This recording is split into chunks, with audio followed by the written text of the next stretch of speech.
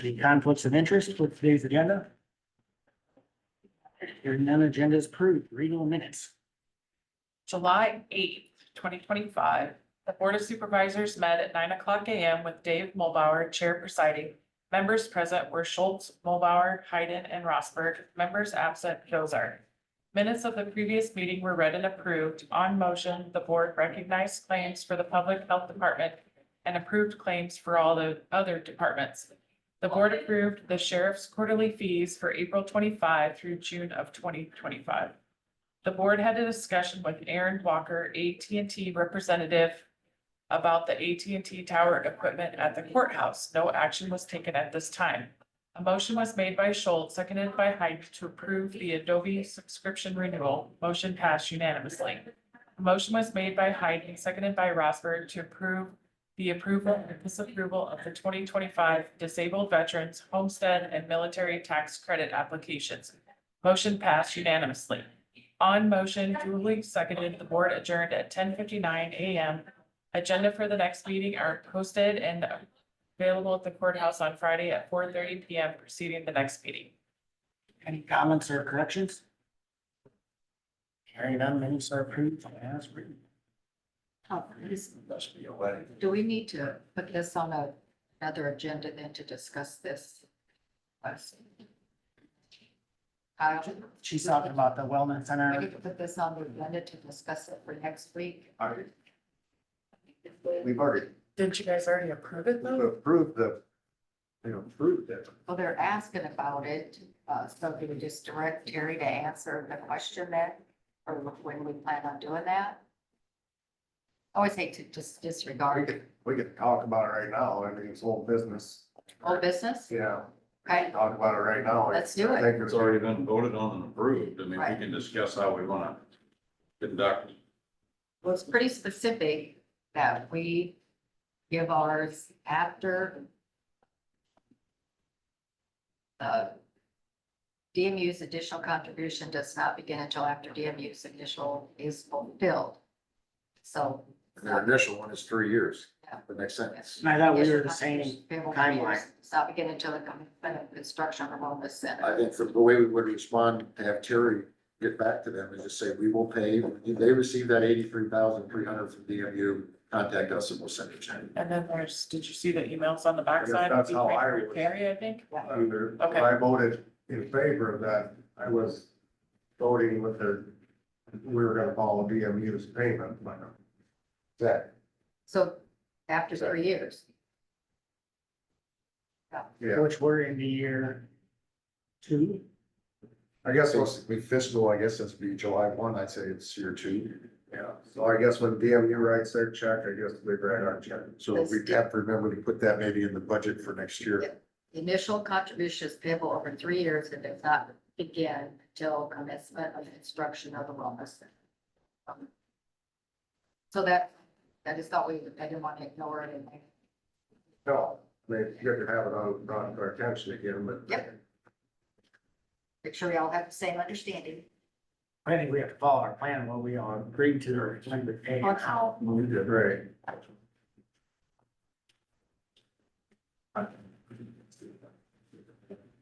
I see.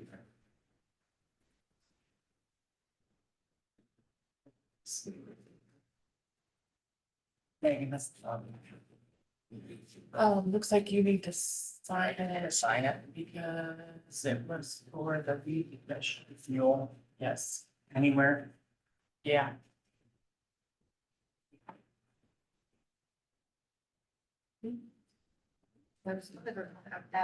when we drive our pickup, we need to make sure that we don't encroach on the neighbor's grass. I had a complaint that that pickup was in the neighbor's yard, because we done this parking lot. When I called in, it's like, oh yeah, it sure looks like it is, and then he went moved it, but if we ever drive it, let's make sure that we don't back it into. It's still sitting the same place it was in that picture too. We should get that up. Kind of was a big person. It is a gun move. Oh, And he did talk to Tim. I Yeah. talked to him about and that. he did all be that, so. It looks, at least to me, it looks like it's still the same place it was.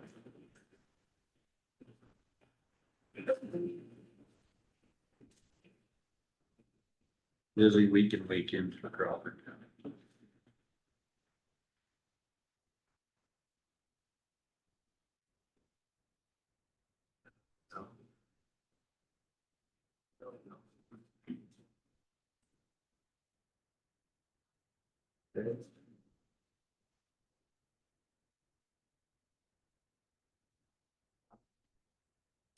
Hey, we're going supervisor reports, Kyle.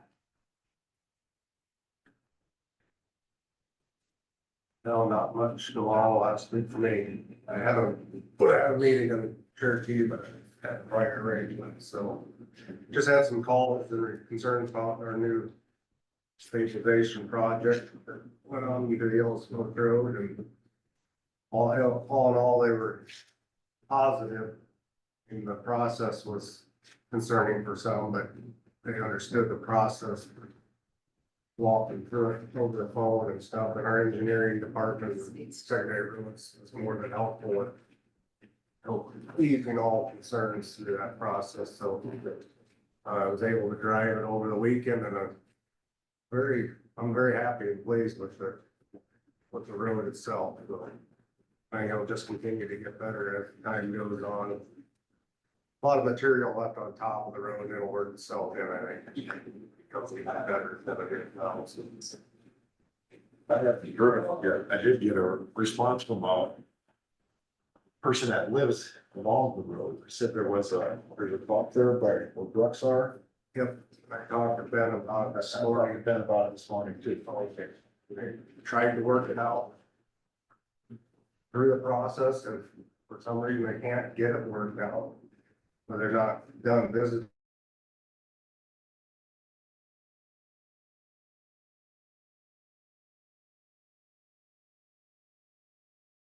Probably something on our crews. We'll have to try to see how we want to. Feather it out or That's kind whatever. of what I would anticipate is the feathering out, see if that would maybe not eliminate it, but ease it. Yeah. And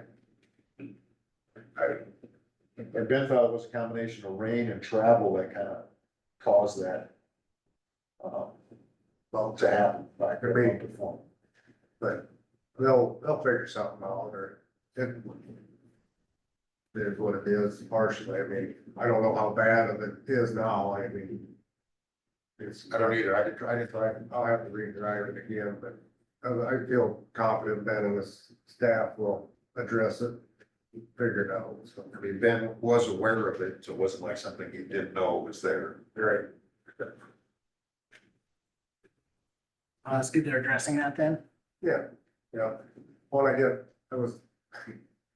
I was camping out in the park over the weekend, and in numerous reports, concerns that the Wi-Fi wasn't of quality out there, so I talked to our new IT director, and he was gonna go check it out. I didn't even think they had any out there. Yeah, you're talking Yellowstone, right? Yeah, Yeah, there is some out there, and I guess I just never paid attention to it. they put I don't know. Didn't we discuss one time doing something so there was better service at the campground even? Right, we put a cable from, I think up by the McNeil Mower Center, all the way down to where the shop is. Got something on the top of the shop, I believe is what we did. Thought so. He's gonna go check it out. Well, I know that they did something up, because when we were out there on the 4th of July, there was absolutely none, and I would talk to Chris, he said, oh, we don't have it down at the campground, we just have it up at the cabins, so I didn't even try to get on. Talk to Chris, yeah, I think people would really. Didn't that come up? Do you remember when you served on the IT committee? Something They that you did, brought talk up about about that? boosting it Right. down there, and I don't know how far it got, but Or if it got done, I guess. It didn't was- work. It didn't work? Oh, years ago, they had something on the bathhouse down there, and it was never very reliable, but a lot of stuff's changed since then too, so. Maybe it depends on how many people are trying to use it at one time too. Right, well, that's also, I mean, you get a lot of Full users on there, it weekend, just yeah. slows it down, so. Well, that's good to be something that Ryan. I'll, Yeah. send Chris, I'm just curious now that they even have it. But they don't have it. Eric Skoog was still sitting at the stable acre farm right now. You're camping. And that's kind of, We're out in the wilderness, not on. I was delighted to go back, tell the grandkids, they just don't have internet, sorry, go play.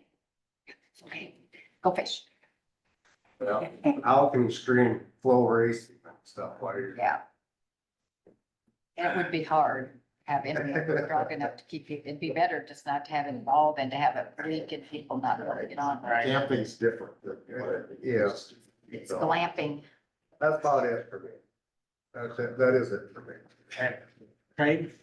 I didn't really have anything, either. I got more, busy week next week, I guess.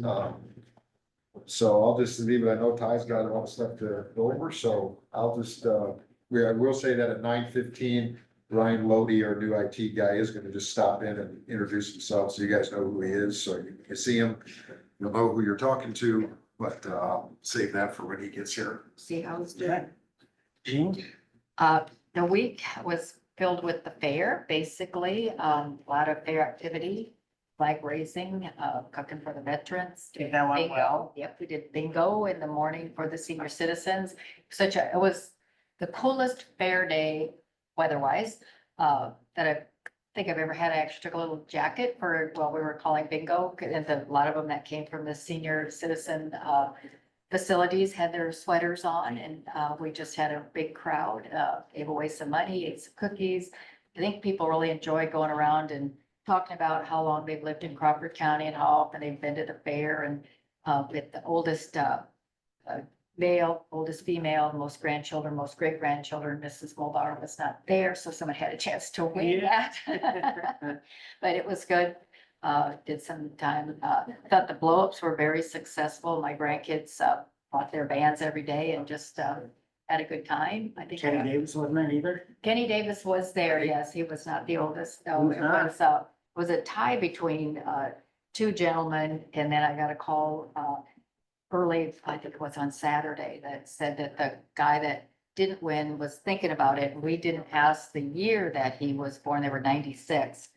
And, he was October of like 27, and the other guy was January of 28, so he should have got it. So that was kind of cute to me that, he got to thinking about, he should have won it. And I said it was all about, having fun, and, so we went ahead and. gave So him- you gave a tie because they was- were born on the exact same day? No, it was a tie on how old they were, so we asked what month, and so then we gave it to the person that was January, but it should have been Oh, it should have been Yeah. to the person. October of, I see. yeah. And he didn't think about it then, and he got to thinking about it, and he had 3 plaques on his wall already, and he didn't want to miss a year when he really should have, and I thought it was, So so can we give 2 plaques? we can, yeah, we did, I had to call Gordon, and then I called the fair board to see what to do. It's nothing about monetary, it's just, and Recognition. we'll acknowledge 2 gentlemen that have been, so it's kind of fun.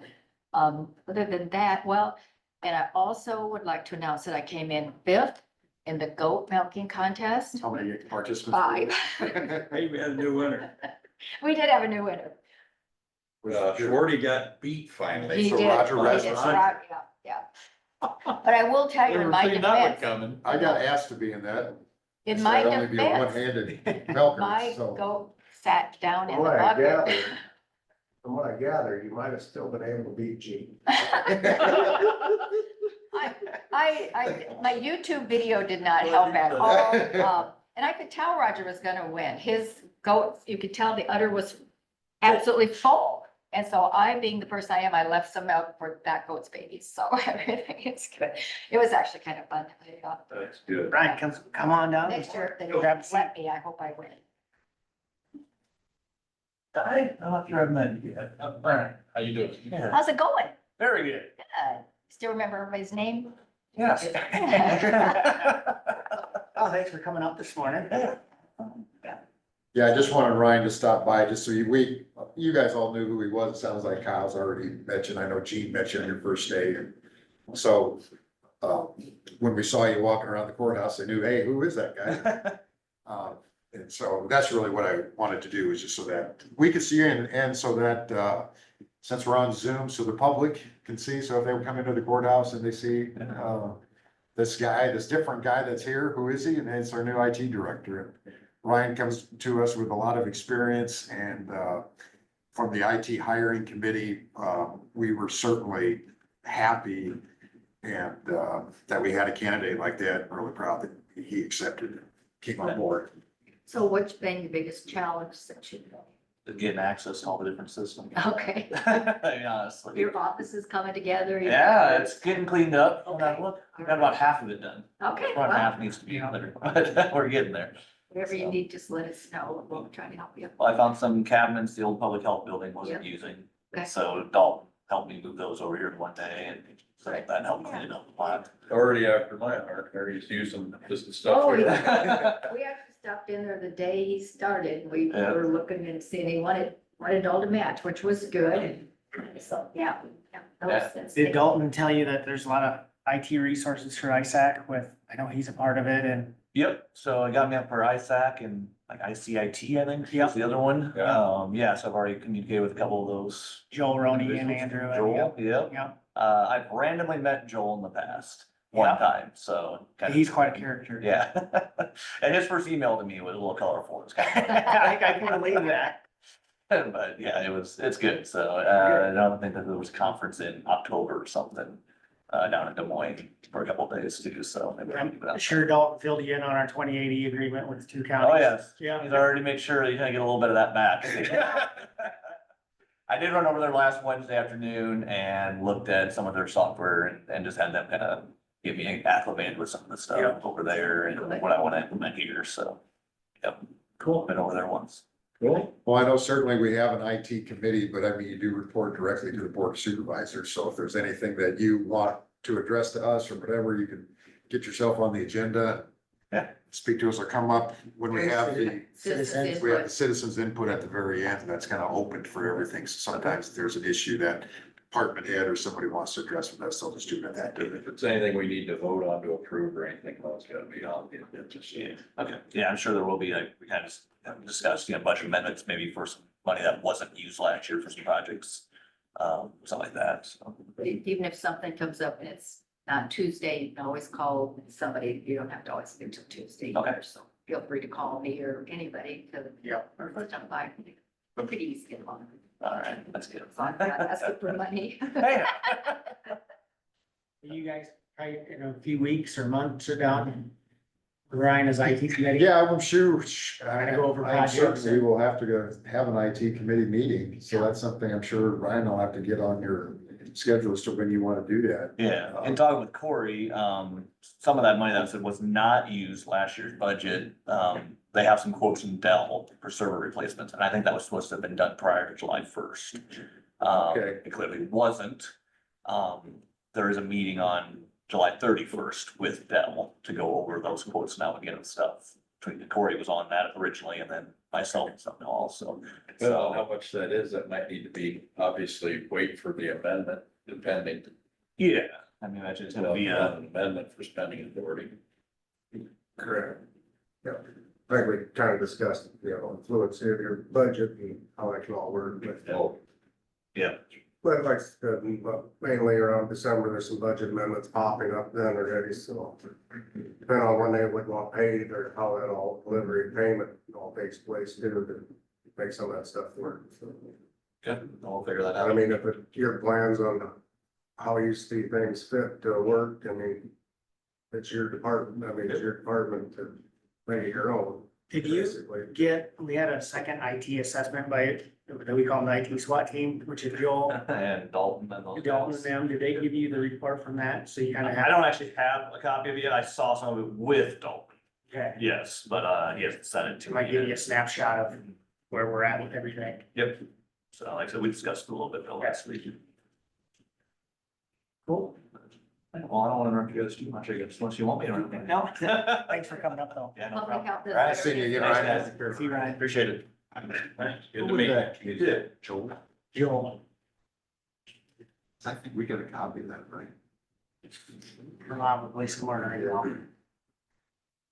Joel, I think, still wants to come back sometime and maybe you could go over it with us in depth.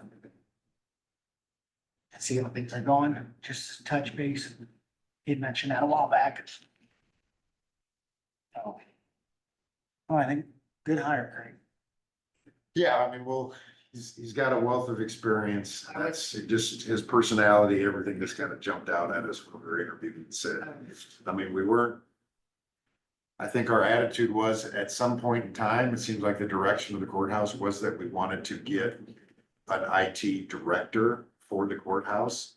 But we were all happy with the performance of Corey and his team. And so if we couldn't find that guy that just jumped out at you, that, hey, we'll just continue to do what we're doing. We're fine. We've been fine with Corey and his team in charge, and Ryan's skill level and everything just was like, man, we found the guy the first time round.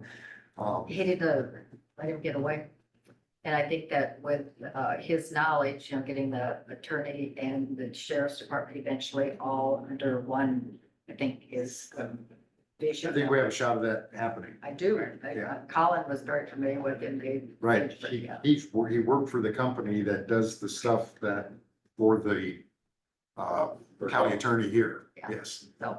So I see that on the horizon, so. Kind of like a little bit of blang intervention sometimes. Then that will actually save. I'm not the opposed to company. that. Nice, you invited him up. Yeah, I just want to make sure you guys all knew, sounds like most of you had, I guess. I never picked him up. You really did, Yeah. you did never, The beer that had me I just want to make sure. wonder you when guys the all rock's knew. gonna start. Okay, Yeah. Ty? Well, I had a very interesting trip. I will have to tell you, as an old philosopher and historian type, I mean, don't get me wrong, I'm not collegiately qualified to use them terms, mind you, but when that's something that's of a deep interest to you, Philadelphia is a good place for a young politician. I haven't been in this job that long, to go recharge your batteries. I mean, it's, you heard, when you were in school, you read the stuff about the Independence Hall and all these things and the Revolution. But you go to a place like that and the reality of it just slaps you in the face. I'll bring one night up, for instance. So we went down, we had the Rural Action Caucus, which is a caucus that basically discusses and works on issues pertinent to rural communities. And then the large urban caucus obviously focuses on large urban stuff. Well, we have a get together just about every one of these conferences, and it's an evening get together where it's just basically a get together talk, and you'd be surprised kind of things you can learn about one another's individual yet common interests when it comes to our counties.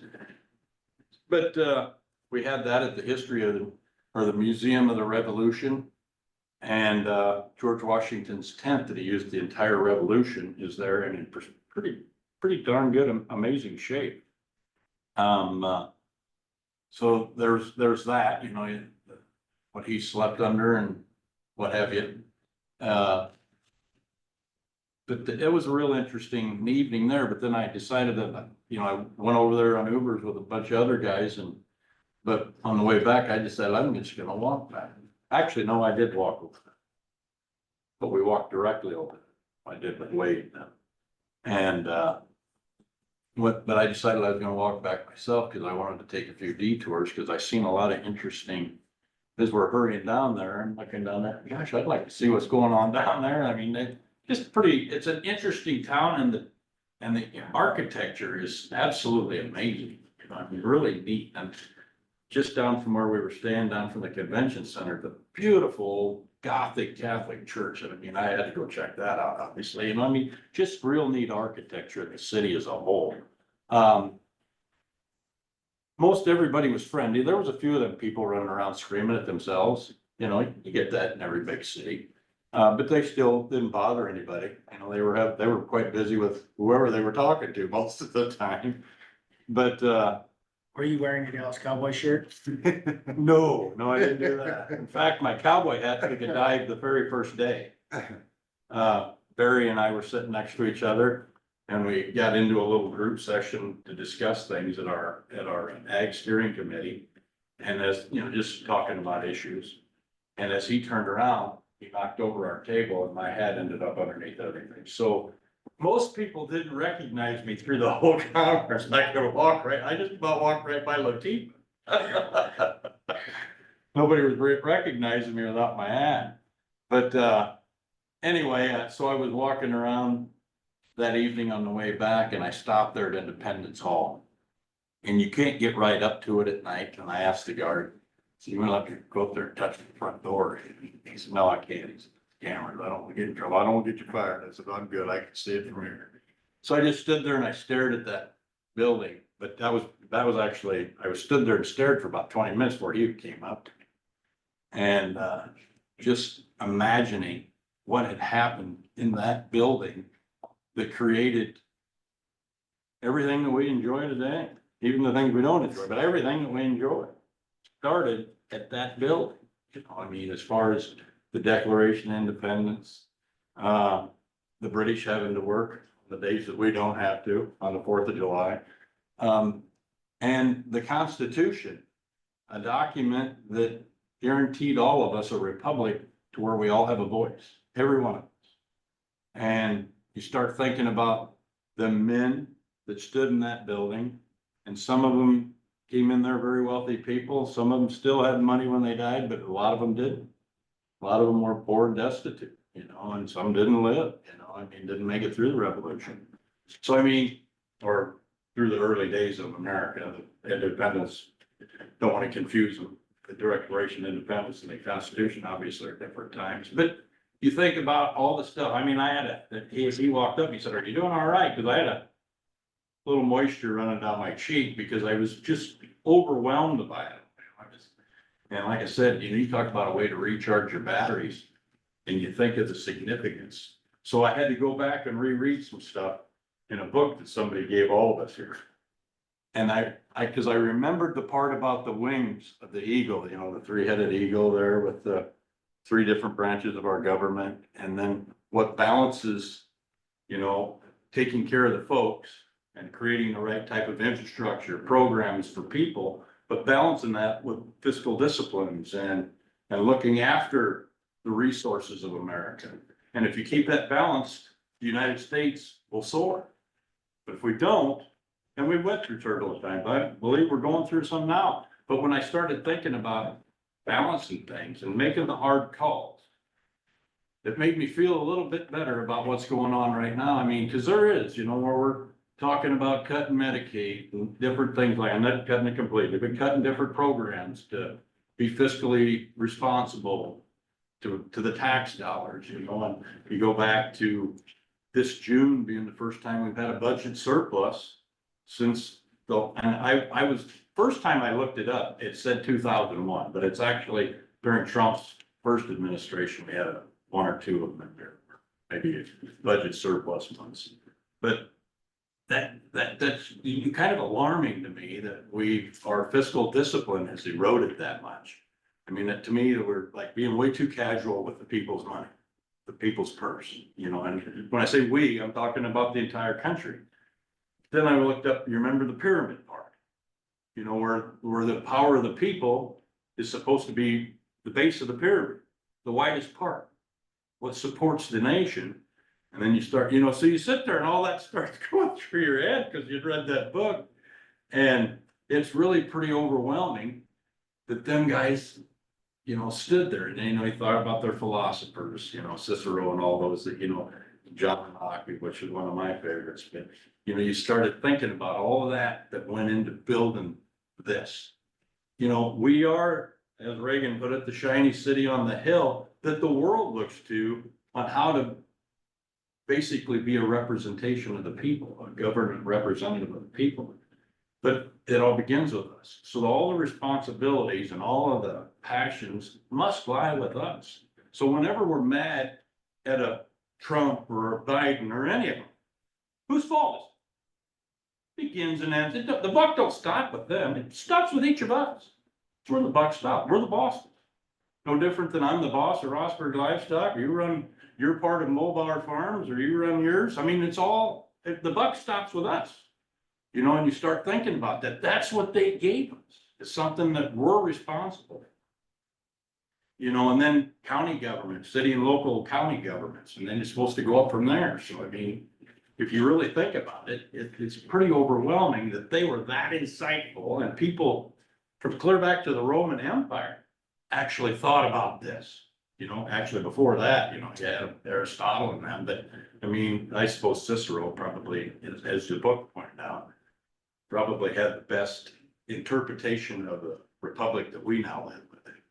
So I mean, all those things kind of overwhelm me that way, but then That's I what want, sometimes gets you disappointed about, you know, when you see when I have a vote and, you know, 20% of the people voted or 25% of people voted, you're like, man, yeah. we should be having 90 to 95% of people want to participate. And I will say, without bringing up his name, since we're in a public meeting, one of our people that's running for governor, that's one of the factors that he really wants to impress upon the state of Iowa is the education of who we are and where we came from. Because it's that important. I mean, people like us don't show up at a table like this without that passion dwelling somewhere within inside us. You know, there's other things we could all be doing that would be making us a heck of a lot more money right now. I mean, but this is actually more important. I mean, this is actually doing someone else's work, you know, looking after one another. That's what we're here for. And that's what the United States is basically all about. So I would have never guessed when I was getting on that airplane that my best part about Philadelphia was going to be a walk through the town one evening on my way back to the hotel. But that was probably the most, I don't know, I got the most out of Philadelphia because of that. So then I actually, you know, it motivated me to dig and ask more questions to people and stuff like that as the conference went along, mind you. But I mean, I figure we end up in places for a reason. You know, and I was very, very moved by the city itself. You know, the people were kind and courteous. And they say you get a little bit further away from the city center, you can run into some areas where you might have a little bit of difficulty walking around the Cowway. Well, I can understand most cities, you probably have them areas, but I mean, people were courteous. I walked through Chinatown, very neat place, you know, ate there, it was really pretty neat place. They had a open air market that wasn't open air, it was all under a roof. They call it the reading center or reading markets, whatever. But different markets in there, different places serving food. It was just like going to an open air market, a huge one. But it was all under a roof. It was within walking distance. And that's probably the first conference I've been to where I could actually afford to eat meals and not have to worry about a budget. Because it was, you know, I mean, they were relatively, you know, just like shopping around here. So that was kind of neat. Just different things in the city that they had going on that you think, gosh, I wish we kind of had something like, I mean, it'd be hard to support a market that size in Denison. But you know, in one of our bigger cities, that would be pretty cool to have around here. It was really neat. I mean, very, very interesting city. You can see why it was one of our first major cities. I mean, and it's how they had a mayor that was extremely motivated lady, you know, I mean, she got up and welcomed us all to the city when it was her turn to speak. It's pretty darn neat city. Anyway, I read you all the legislative priorities that we were pushing forward out of our ag. The only one that didn't pass was the one about animals, well-being, because it was mostly about dogs. And the whole time I'm sitting there, and I voted against that once again, because I didn't co-sign on it either. But it was just, we've got like the cat thing we've got here in town. I mean, every time the federal government gets involved in some things, you're at risk. I mean, that was why I was even like the invasive species thing about the government having say. I mean, we've got our own weed commissioner. He goes out and does a good job of making sure that invasive species are not dominating our ditches and people's yards and what have you. So, I mean, when we let the federal government come down here and start managing things that we should be managing, you know, once again, my little walk through town made a difference there, but actually that meeting was before, but I mean, them kind of things are what are prevalent in your head. Other than that, the Secretary of Agriculture for Pennsylvania came and spoke to us. You'd be surprised how much similarities. I mean, there's a lot to Pennsylvania. It's one of our bigger states, you know, with the mountains and the oil reserves but there's a lot of their agriculture that you'd think it was the Secretary of Ag for Iowa that was standing up there talking to you. I mean, there are a lot of things that are similar. He did speak on, like their farm direct farming markets, you know, and I've been thinking like, what do we do, you know, in the future of Crawford County? You know, I've thought about this before. What makes Crawford County more available to young farmers or small farmers? Period. You know, like the direct markets, you know, like Aaron and Deb are doing over there, you know, and you know, even Garrett's down there in Dow City, they're doing more farmer direct things, but even on a smaller scale, you know, with your produce, you know, like the hydroponic type farms and different things like that, that could be in our area. You know, those are different programs that he spoke a lot about, and a lot of theirs kind of stems from down in their Dutch colonies, you know, the early Amish in the US, you know, I mean, a lot of it stems from down in there where they got a lot of that farm direct stuff, whether it's from dairy, small dairies, different things like that. And it'd be neat to, and I'm actually gonna suggest it to like Iowa Pork and some of the others, like when you go on an ag tour, you know, Pennsylvania might actually be a pretty good choice for an ag tour. I mean, especially if you're wanting to develop your small farm type things like that, you know, early farmers, you know, if you're wanting you're like Carson following in your footsteps, you know, he's got to start, but somebody that really wants to be out there with their hands in the dirt and they can only afford 20 acres or even less, you know, they could get into vegetable farming, you know, and farming direct, you know, sales direct type thing, you know, whether even in dairy type, whatever the case may be. I mean, he was talking about all those kind of things. And then the other thing that he really spent a lot of time on was 4-H and FFA program. And he talked about some of the most responsible young adults in America came from those very programs, you know. He says, sure, we've got things like the Boy Scouts of America, and they make fine, you know, and Girl Scouts and all those things that make fine, young, outstanding people. And I even was sitting there thinking about our dance program here in Denison. I mean, them girls learn how to work hard and that, you know, and guys, there's some guys in that. But in particular, 4-H and FFA was what he was really on, and how that, you know, a lot of those kids become very productive members of the society. They're responsible, you know, they learn to care for each other and livestock. And, you know, he says, that's exactly what you're after in teaching your young Americans. And so he talked on that for quite a bit, which I thought was pretty neat.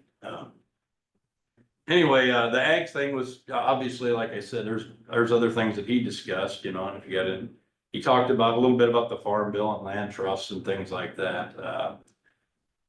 Let's see, you know, the young farmers, that's kind of what he used to lead into the 4-H and stuff. But there's things in the programs for the farm bill that are about the young farmers and the beginning farm tax credits and stuff like that.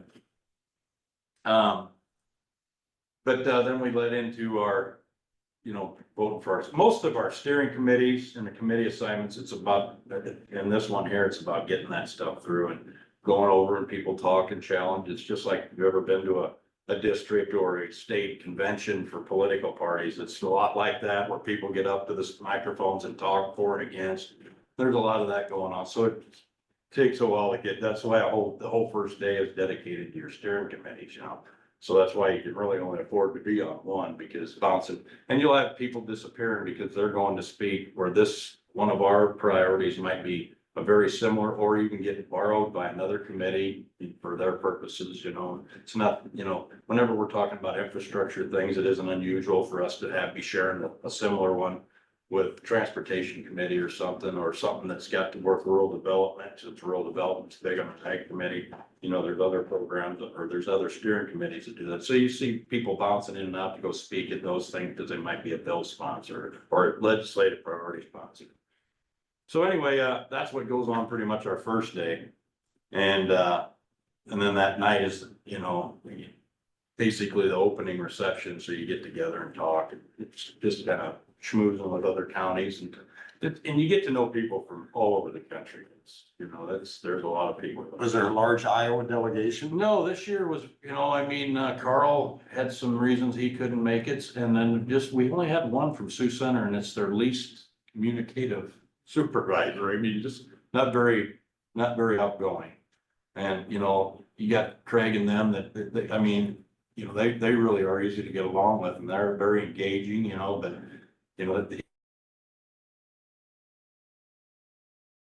but you know, we just don't have, you know, and I've said it ad nauseum, the rural representation, you know, and that's kind of thing, and I even brought it up when we got together for Iowa's little get together one evening where we all get together and go over things and talk about stuff. And sometimes we get together for food because it was a small thing. We just really didn't get together and leave the meeting. But that was one of the things that I brought up. It's kind of been my priority as president for our district is, you know, encouraging people to make our voices heard outside of here. You know, don't leave it to the State House to be our voice to Washington. We need to go out and be our voice to Washington. And I will tell you, now, this year, the young lady that ran for third vice president or third vice chair, she was very, very good. She was from the large city of Michigan or large county in Michigan, but so she was gonna win it. I mean, she was very sharp. But it was hands down, you know, this other, the guy with the more of a rural voice was just, you know, he wasn't as assertive or anything like that, didn't have he talked more about who he knew versus what he could do.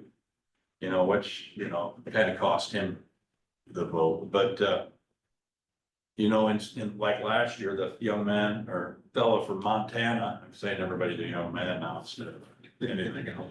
But, the fellow from Montana, I thought should have won. But that was a hard choice because the guy that did win was also a good choice. So, but you knew because of that, you had two great choices. You knew the rural guy was, because we just don't have the votes. And it ain't about making it a blue versus red thing. But Washington, I've heard it said, well, you know, it's kind of like having just an urban lobbyist. So because rural doesn't have an equally strong voice within it, it does challenge our credibility on a national level. And that's what I brought up in our meeting when I was talking to Iowa. And I think that really kind of hit home with everybody. It isn't about us out overpowering the urban because we're never going to be able to do that, but we've got to equalize our voice from the rural sector. I mean, you see that in the monthly NACO newspaper that comes out when you read through that, that's more generated for urban counties. Yeah. Or for. And they're more active. Than it is rural. And here's the other thing, they can all be there. They've got budgets that would look to us to be like infinite, unlimited. Where we, you know, we're very fiscally responsible with our money because we don't have a bunch and we don't want to be bothering the people for a bunch. So, you know, it's harder for us to do it, but if we do it like what we're doing, just one person, you know, and you're getting engaged and you're involved, you know, and you're doing things and saying things, you know, then you got something because we got that at least, because we're only good for one vote per county pretty much, you know, for what we turn in for monies and stuff. And I don't like the money based, but you know, what membership based. So I think that I would like to see it a little bit more judiciously on how the votes are tabulated on representation plus legislative priorities, but still, I mean, it's just something that we're working on. We just gotta keep working on getting people involved here.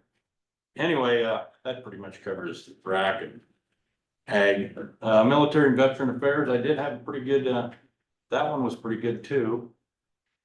What I got the most out of, this young man got up there and he talked about homeless vets. And, you know, like John runs the moving veterans forward, you know, and then we got a chapter here in the Omaha area. And that's to take care of, help them get into housing and basically the stuff they need to get into a house. What John's thing is, well, we don't really think about homeless around here because like I said to people when we're walking down the street, you don't see them. They do in them cities. And he was talking about it, and I was just, I don't know what's gonna happen with Job Corps, but I actually brought that up. You know, what if we looked at these job corps around the country and from that as a way, because they've got, you know, I mean, I wouldn't say they got little individual apartments in there, but they've got individual housing. You know, now I don't know about the collective food, and I don't know what's gonna happen with Job Corps, because they're still kind of plugging along out there. And hopefully they will return. But if they don't, I kind of brought that up and he said, you know what, we should talk. I said, well, I mean, I'm just speaking for one Job Corps and we're kind of a ways away from where a lot of your homelessness is. I don't know if you can ship them to us, the individual one. Because one of the things I worried about was, well, what if they get substance abuse problems, or, due to PTSD and all those types of things? So, I've got some experience with that. I mean, that would need more counseling and stuff, so they need to be closer to a center where the VA is. But, he said, you'd be surprised that that's one of our smallest segments of homeless beds. Most of it's because they just weren't, didn't have an income that would fit the housing, and they've lost houses. A lot of times it's families, stuff like that, so, there's more to it than meets the eye there. And I'm just kind of getting rolling, because, I'm busy with this thing, but since Ben's here, if you guys want me to say more at the end, and I surely can, but I mean, because there was some good I went to a good communications class, and it was kind of part of the leadership aspect, and it was for emergency communications, getting up and talking about things and how to structure your messages and all that stuff. Would have actually been a great class for Zach, is what it would have been, but I mean, I really enjoyed it.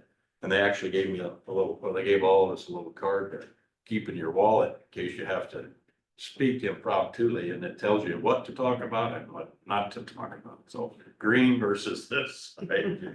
Nice. But yeah, it was really, really interesting, and it had like the lady that's their communications officer up in Minneapolis. And Green means go, green is the side. Green is what we could talk about. Okay.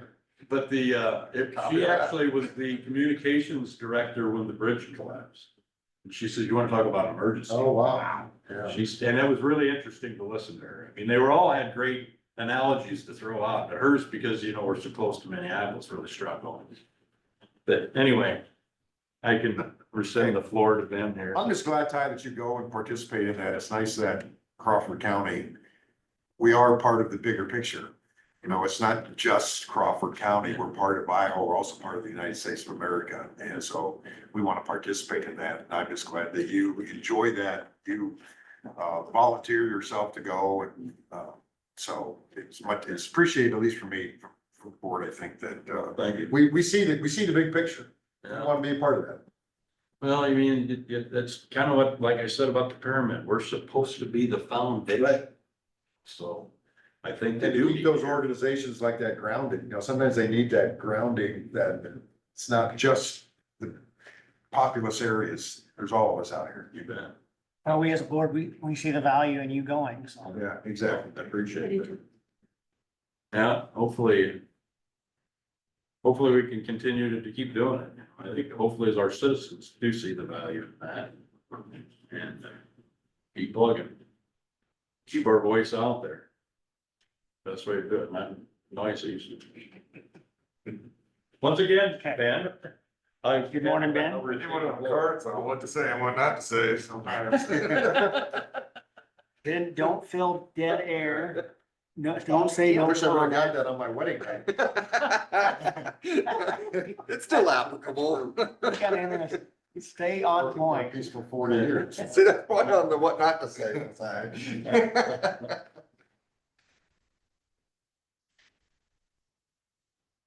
Well, like I said, we had a lot go on last week, but, we'll start off with the bridge over there. They're still plugging away there. Right now, they're driving their sheet pile in for the north, or the southeast. The way it sits in there, southeast pier there.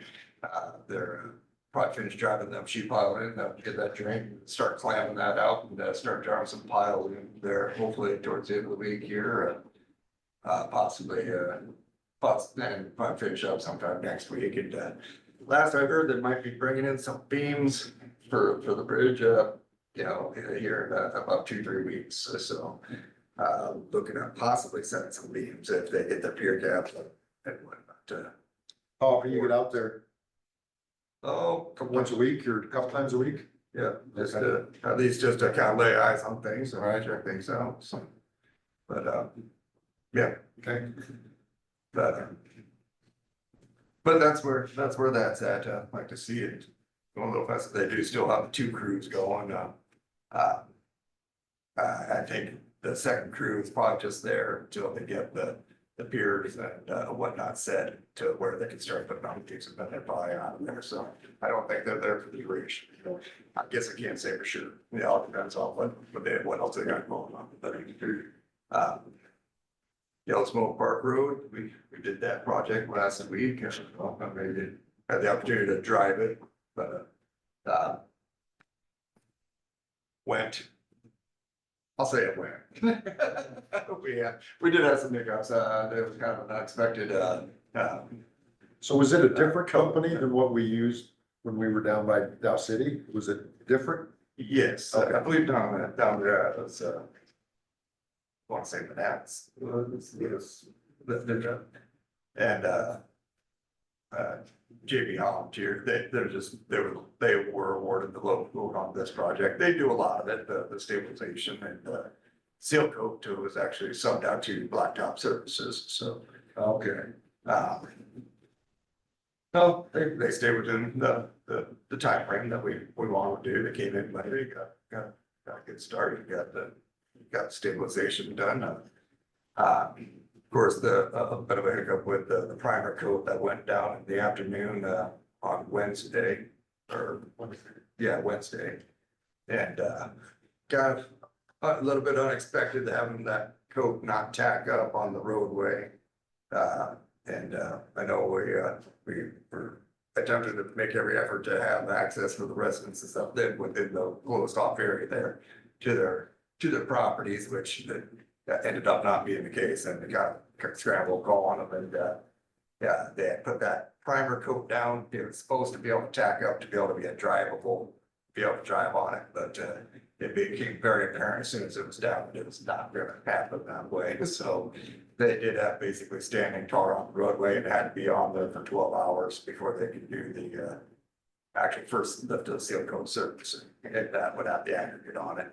In hindsight, should we ever do that again, I'd say if we're gonna put a primer coat on like that, make sure it has we just treat it as a third lift of seal coat and put some aggregate on it and have them do the chip seal as a third coat and make sure we don't have standing tar on them. It is kind of a learning lesson on my part in that respect, but the road will be far better for it, having that primer coat down. It's just what I've learned is it's not done a lot of anymore, just simply because of the inconvenience of it having to stand. So it makes it more durable? It does, what it does is the existing surface, the gravel surface, with that primer coat will just tie that all together and soak in. That way their first coat of seal coat tar you put down isn't just, you're not just soaking it into the base gravel, you're using that to actually get your chip seal limestone that you're putting on to soak that up and get a good seal coat surface rather than that first coat all soaking in, so. But It's sticky. I went out there. it is, Yeah, but couldn't they have done half the road at a time? You know, because they laid it half at a time. I don't know, I'm, you know what I'm saying, for as far as the tar kind of they thing. probably could have. It just would have been a little bit different scheduling, but yes, they could have. And like I said, in the future, that's, And then you if we could, do a prime coat like that, that's how that will have to be done. Because, well, that'd be that, yeah. well, I mean, if it makes the road better in the long run, I'd like to figure out a way to do that. But I sure don't think that, and now especially on a road like that where you have a lot of rural residents on it, you know, you don't really wanna have somebody's kid coming over your heart full of tar. That stuff's stuck. I just tipped my toe into it. And Casey, I stopped, he said, don't walk in the house with that boot, but he said, you may not get out alive. You know, and I just tipped my toe in it, but man, it was like sticking in a hot bubble gum, you know, I mean, it's pretty sticky. It did end up tacking up the second time. Yeah. But it wasn't until too late, you know, it was after, more of the evening hours, and then, I know the next morning I drove right across it, and I had no problem, but, it just did not set up like it was intended to. In the afternoon, it got hot again, though, Casey brought it up, yeah, but that was when I was over there, and it was moist again, wet, looked wet. It Looked did like a little puddle where I touched my toe, and that's why I was just, is that just shiny, or is that, no, it's a But, you know, like I said, as soon as we knew that was what the case was out there after it had been put down, I started making calls to everybody along there trying to at least make them aware, and trying to, make a decision, get your place, I'll drive through it and, I'll clean it off. We'll get them where they need to go that night, and we knew they'd be able to get out in the morning, but, it wasn't up. I'll say that, and said, we would have done a lot differently. But you're happy with the finished product? With how it's, Yeah, I know, you mentioned, there's a bit of a bump in one spot there that they did work on, and, we did have it, we had them keep shaving it, and we worked on it, it was feeling pretty good after we drove across it, and then, I don't know if that inch of rain, that evening, and then, affected that any, but after, then they put that tar down, we weren't able to drive on it again until they had the tar down, and then we drove across, and I got that bump. It's still there, it came back, or, there is a little bit of a bump in, on the Yellow Smoke Road portion. Well, Gary wanted some speed bumps because he was worried about people that had to do fast.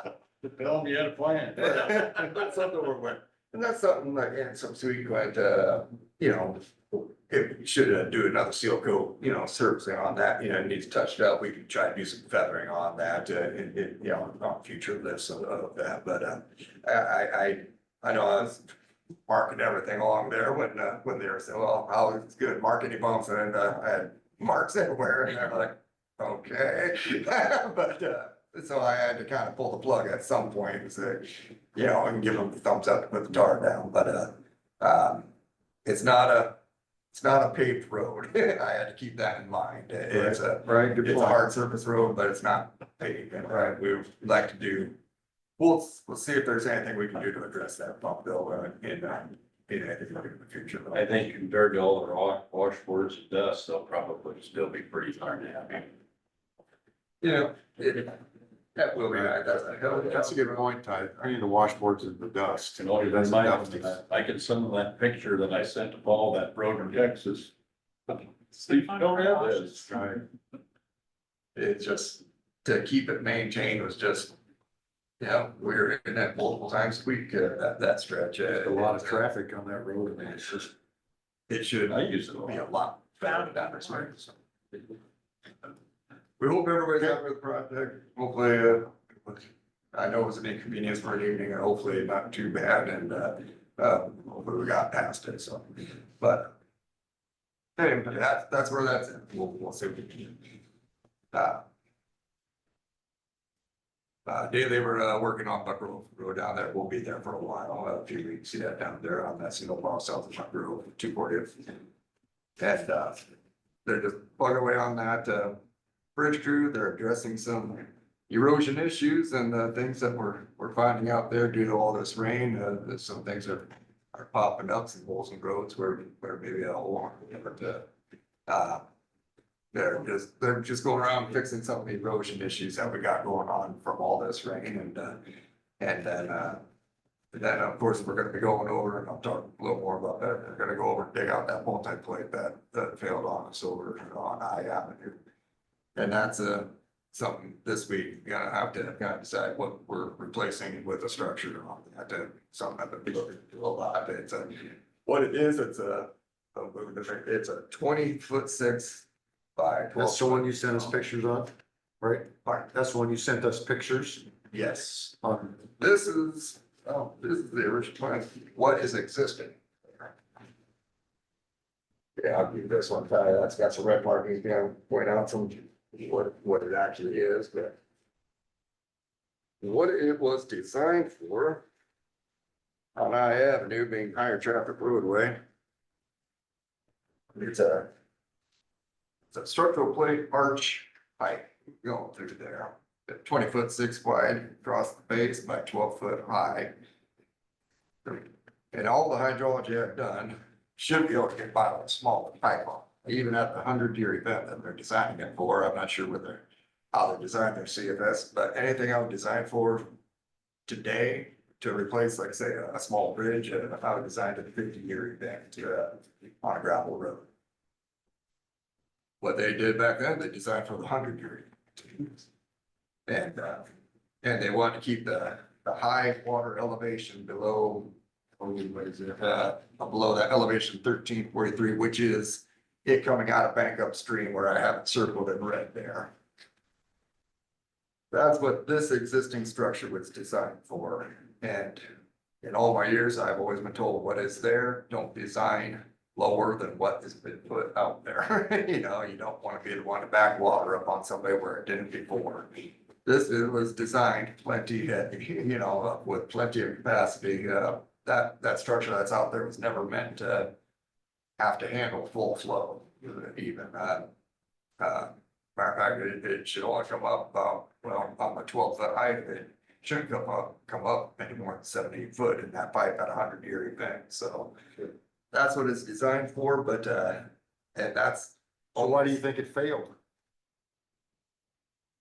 Well, the inspections, there was spots on the outlet end where they had some channel bolted to it where it looked like it had started doing some buckling. I'm not sure why exactly it failed, but, nothing from our inspection showed anything imminent, that something was gonna happen. I don't know if a hole had formed underneath and the crusted road collapsed and just the force of that collapsing down on it caused it to buckle. How often do we inspect those?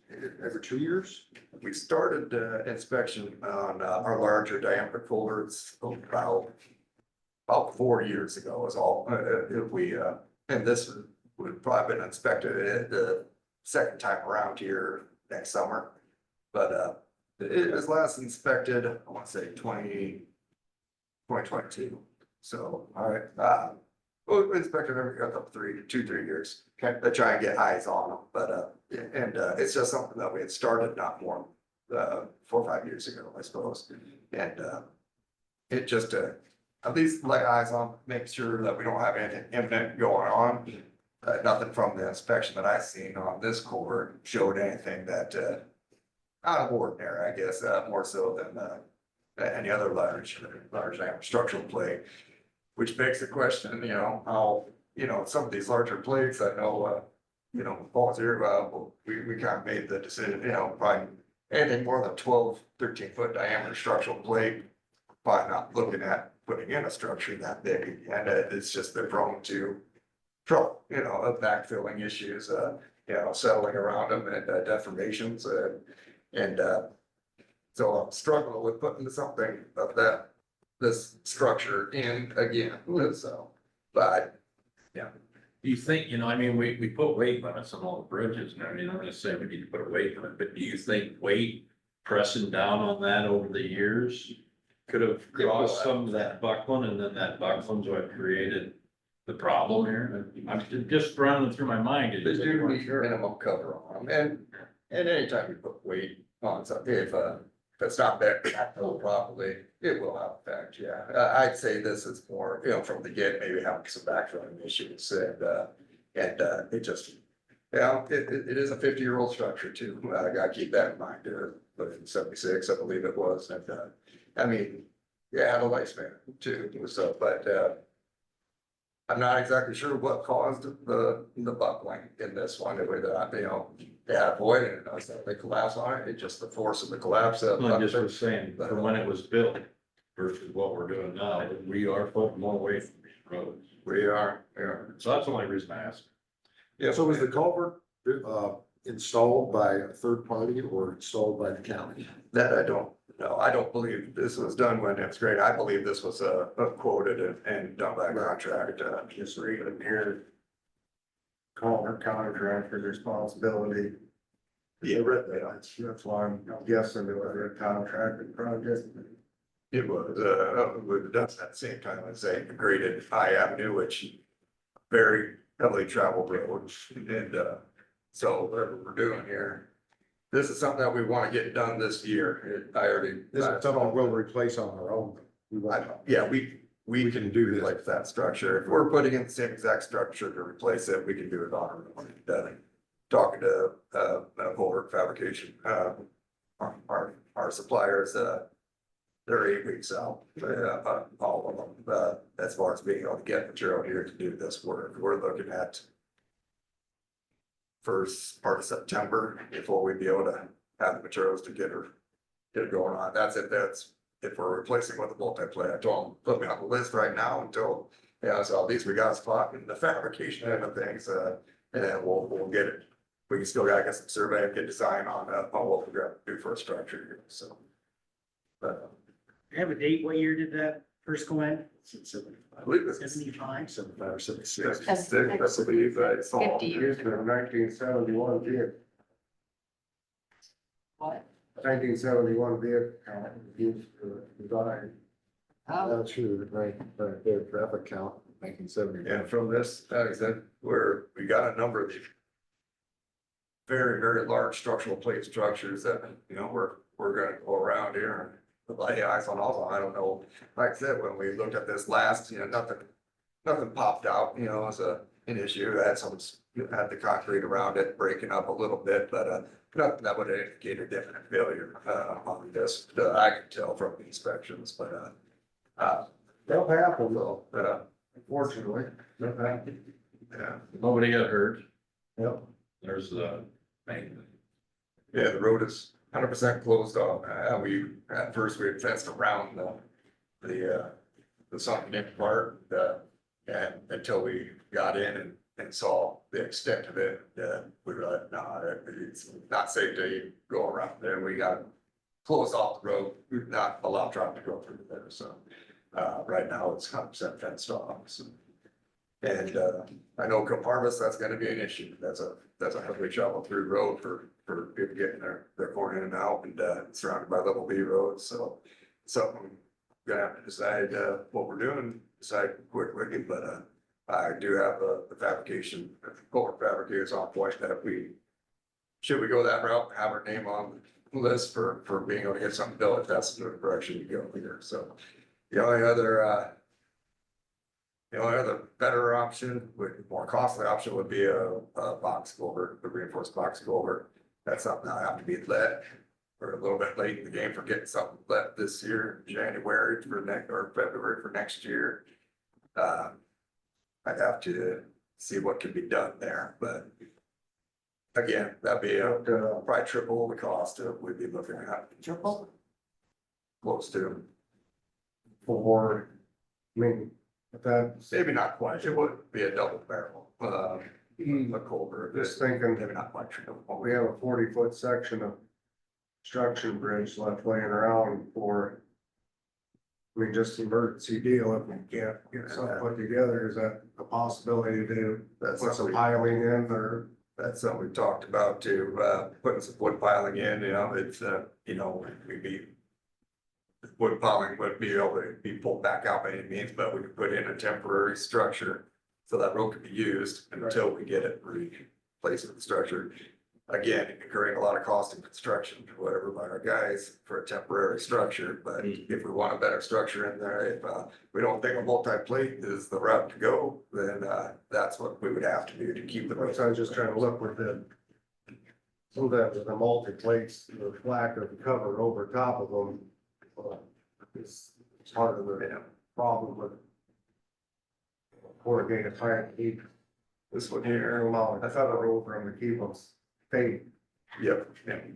And I mean, the last there's a 50 minimum years. amount of cover you need over them, but more importantly is the backfilling and make sure it gets backfilled properly. But yeah, you do need minimum cover, and they do get specifications on what that'd be. I'm sure they had them back then too, but here's a new pipe.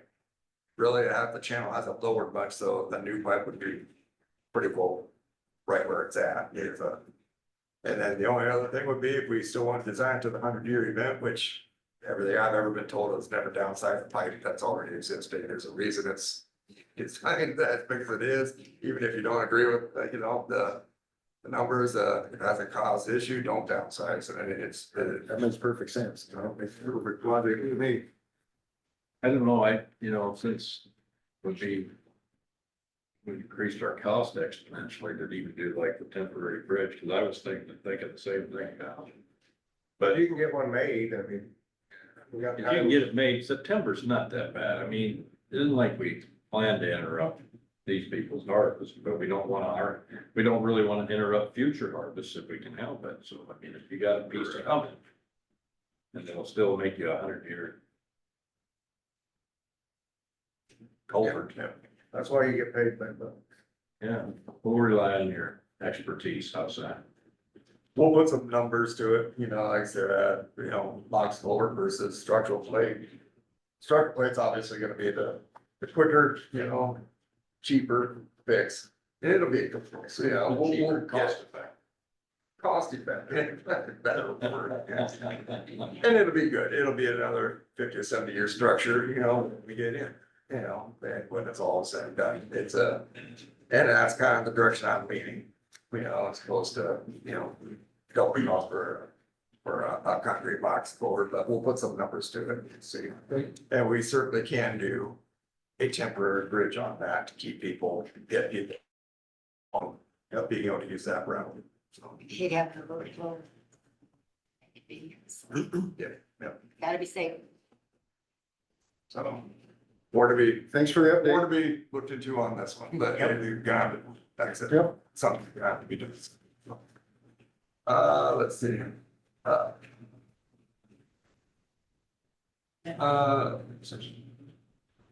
Not sure where we're at with N Avenue, upgrading that portion of N Avenue, haven't heard anything back from the gentleman, but, was got back on the list now with everything else going on, so. Highway 30, they're looking at, just talked to him yesterday, they're still looking at a month, 5 weeks yet, which is what they said last time I talked to him, a couple of weeks ago, so. It's, So a couple of weeks ago, they said a month, 5 weeks. Yeah. Or they said 7 weeks, and now they're at a month, 5 weeks, so it's not that way. Understood. Bridge construction plan that they got.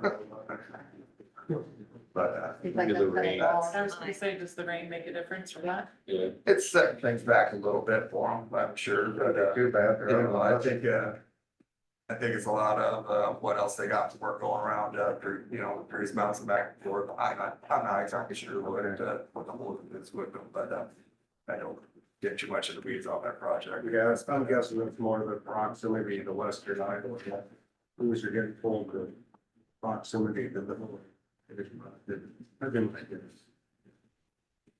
And, yeah. Gravel, they'll be finished putting on the roads today, and, anything else, they got about 12,000 up and down there to put on stockpiles, which, about 3 days of running, maybe next week, or an additional 3-4 days. They'll be done first part of next week or mid next week. Awesome. Yeah, That's great. And we got a couple guys, we may see about possibility of getting some more gravel, keeping some part-time guys just all on from stockpiles, but take a look. Perfect. All right. Thanks, man. Thank you very much. Sir. Okay, appreciate it.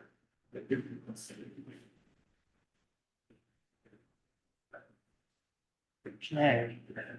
Next, you were in our packet, discuss take action, liquor license for veterans conduct line. Which is the Wolfen Smash. Oh, bash. Wolfen Smash. Enjoy. They do it every year. Right, maybe, I'll make a motion, we approve that liquor Motion license. by Jean, second? second by Craig. Any further discussion? All in favor, say aye. All right. Aye. Are those next items the same thing, or is it two different Um, events or? one is for the market on the farm, and the other one is for the rural road, something. Oh, over by Dale? Over by Vale. Okay, Yep. two different functions, okay. So the first one, it just says, discuss take action, liquor license for wine time. Lucky Wife wine slushies. I'll make a motion to approve. I'll do the Be the market on the farm. market on the farm. With that license, wine time, doing business. Motion, I'll second that. second by Jean. Any further discussion? All in favor, say aye. Aye. Chair votes aye.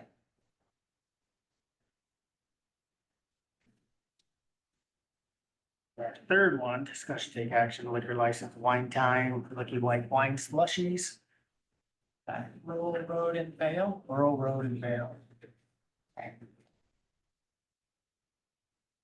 a motion to approve that one, let's make.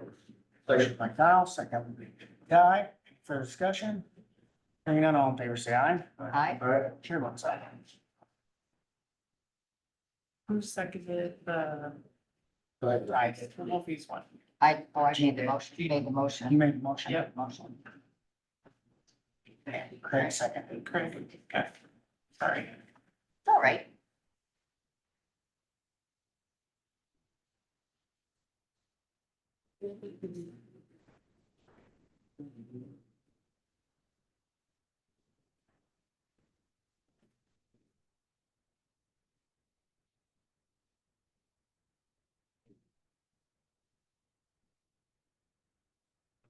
Yep.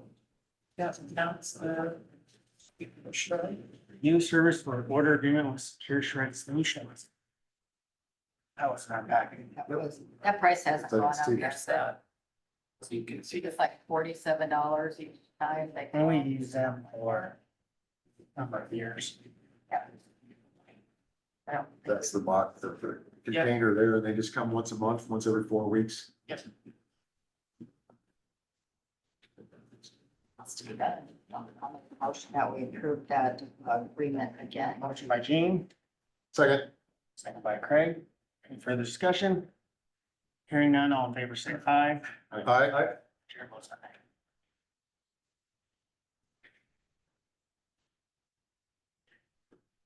Now we're up to Colin.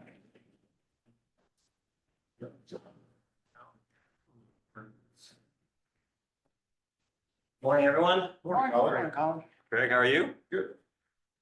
Good, thank you. So I sent out the proposed ordinance, I think yesterday, although I came in this morning and made additional revisions because that's just how it goes. Well, So I have copies for everybody. just hold that up. Good, I need more paper. Of course, we all need more paper. And on that point, when we met last, there was. I stayed, I group them together.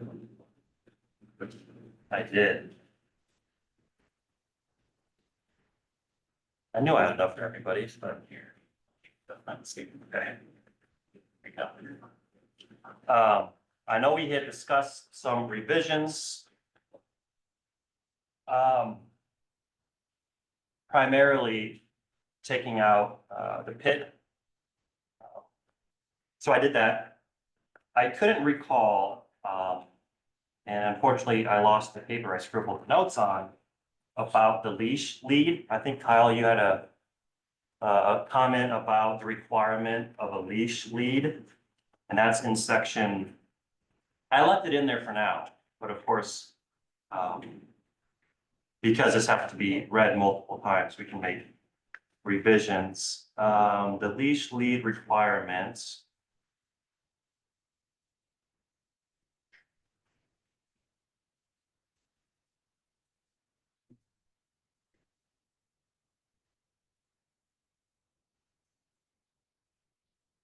I remember one of us. Not that.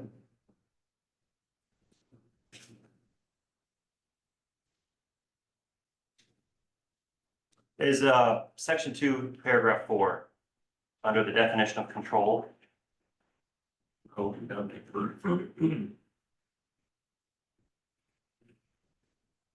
So the ordinance as written would require any owner that has a dog off leash, that is a well-behaved dog and it's off leash and it responds to the owner, it would still require that owner to have a leash or a lead on their person, according to how it's written So now. like somebody pheasant hunting has their dogs running out ahead of them. Just have it on their belt or in their pocket or maybe even in the truck. And of course, this would all be on the discretion of our law enforcement. And would all be contingent on something being reported in the first place. So if a owner doesn't have a leash or a lead, but the dog's not a problem, then I doubt it's even gonna come to the attention of anybody. But as it reads strictly right now, it has a leash or a lead requirement. That's not asking too much, I don't think. How's that? Trying to read through that, think through that, how that play in with every farm dog, that's, Around in their yard. yeah, Bob and Elmer No. just roaming around the yard every day. But that just seems going to such an extent because Bob isn't gonna chase somebody and try to bite them. So for you to have a leash when you're walking from the barn, and it's your That's property. what I'm trying to think. I know what you're trying to think. So think the same thing with my But grocery. you're, obviously, nobody reports it, but still, But Bob that's why I'm listens. wondering, we should have. And if they're on their own property, I don't, that this wouldn't apply to them. It wouldn't apply. Yeah, it's once it gets off property. But if I take them. Yeah. To town, in Sure. the car, like he normally does go to town with me, but he stays in the car. Yeah, I mean, I've seen people riding their bikes around and the dog is right in Gill, you know? I mean, I get that part, yeah, they should have a leash, but tell that they're off their own property. I could get that, part, yeah. I could get behind that. I think. Yeah, it doesn't require the dog to be leashed, it just, They need to have. have one available. Yeah. Okay, We moved to section 6 about the. I don't really remember though, common sense for what we see it at this board or this sheriff department or this attorney's office may not apply future, so I mean, you want to make sure that it doesn't confine our citizens too much, but yet still looks after the responsibility of. and if it becomes an issue, the board always reserves the right to amend the ordinance. I mean, there is a section for variances that would allow people to come ask for variances in front of the board. And it appears that like every week you have 5 dog owners come ask for a variance on the leash requirement, then maybe the board would consider just taking that out. Right. Anyway, section 6. Somebody had a question. They believe that some animal that lives in their neighborhood had been deemed vicious in the city limits of the city. So they just moved out into the county and this dog has been deemed vicious.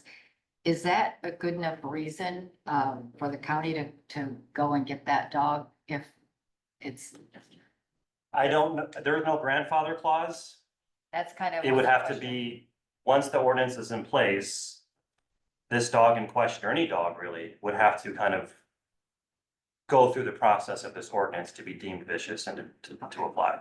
It wouldn't be grandfathered in from a designation to the city. Somebody that knows that their neighbor's dog has been deemed vicious and kind of glad to see we're doing this, but how we can prohibit that dog from being their neighbor now when it's. Right. Was. We gotta have. This is a forward-looking ordinance, so it would have to, All right, I just asked that question just to make sure we had clarification. But what you're saying is, so this ordinance becomes in effect. The vicious dog being by the city, so they move this dog to the County, country, right? is it? By Is- association, I mean, does it become already automatically? it would not, It would not under this ordinance. Not until it had done. Not until it is forward-looking, so if it does something and it falls under the purview of this ordinance, then it would All apply. right, that's good question. Another thing I changed from last time is under the punishments, section 12. So we still have the civil and the criminal option. I included language about ongoing violations pursued on a daily basis. I remember reading about some homeowner in a homeowners association where there was some minor complaint or minor violation that had a nominal fee attached, and the homeowner just decided they didn't care about it and just paid the fee. So when it comes to housing a vicious animal, without this provision that it be pursued on a daily basis, then that person would just pay a fee for having it, a vicious or dangerous animal, and then that would be the end of it. I mean, the county reserves the right to go get that animal, but with this new language, we can compound the violation. So if a home, for example, if a animal owner gets notice from the county that they're housing a dangerous animal in violation of the ordinance and is ordered to get rid of it or otherwise house it according to this ordinance, and they don't, well, instead of just a one-time ticket, they get a ticket on a running basis over and over and over and over and over again. Puts So- more teeth in it too. It puts more teeth in it, and that's, you know, housing a dangerous animal is just fundamentally different than having a dog run at large. Dogs running at large is an event, it's kind of a singular event. You know, housing a dangerous animal can be a running and ongoing violation, so this kind of reflects that.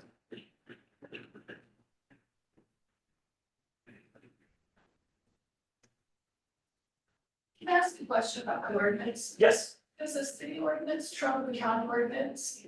the county ordinance would not apply in the city. So this ordinance only applies where there is not another ordinance? Is that like? The county can pass a county ordinance in the areas of the county that aren't incorporated.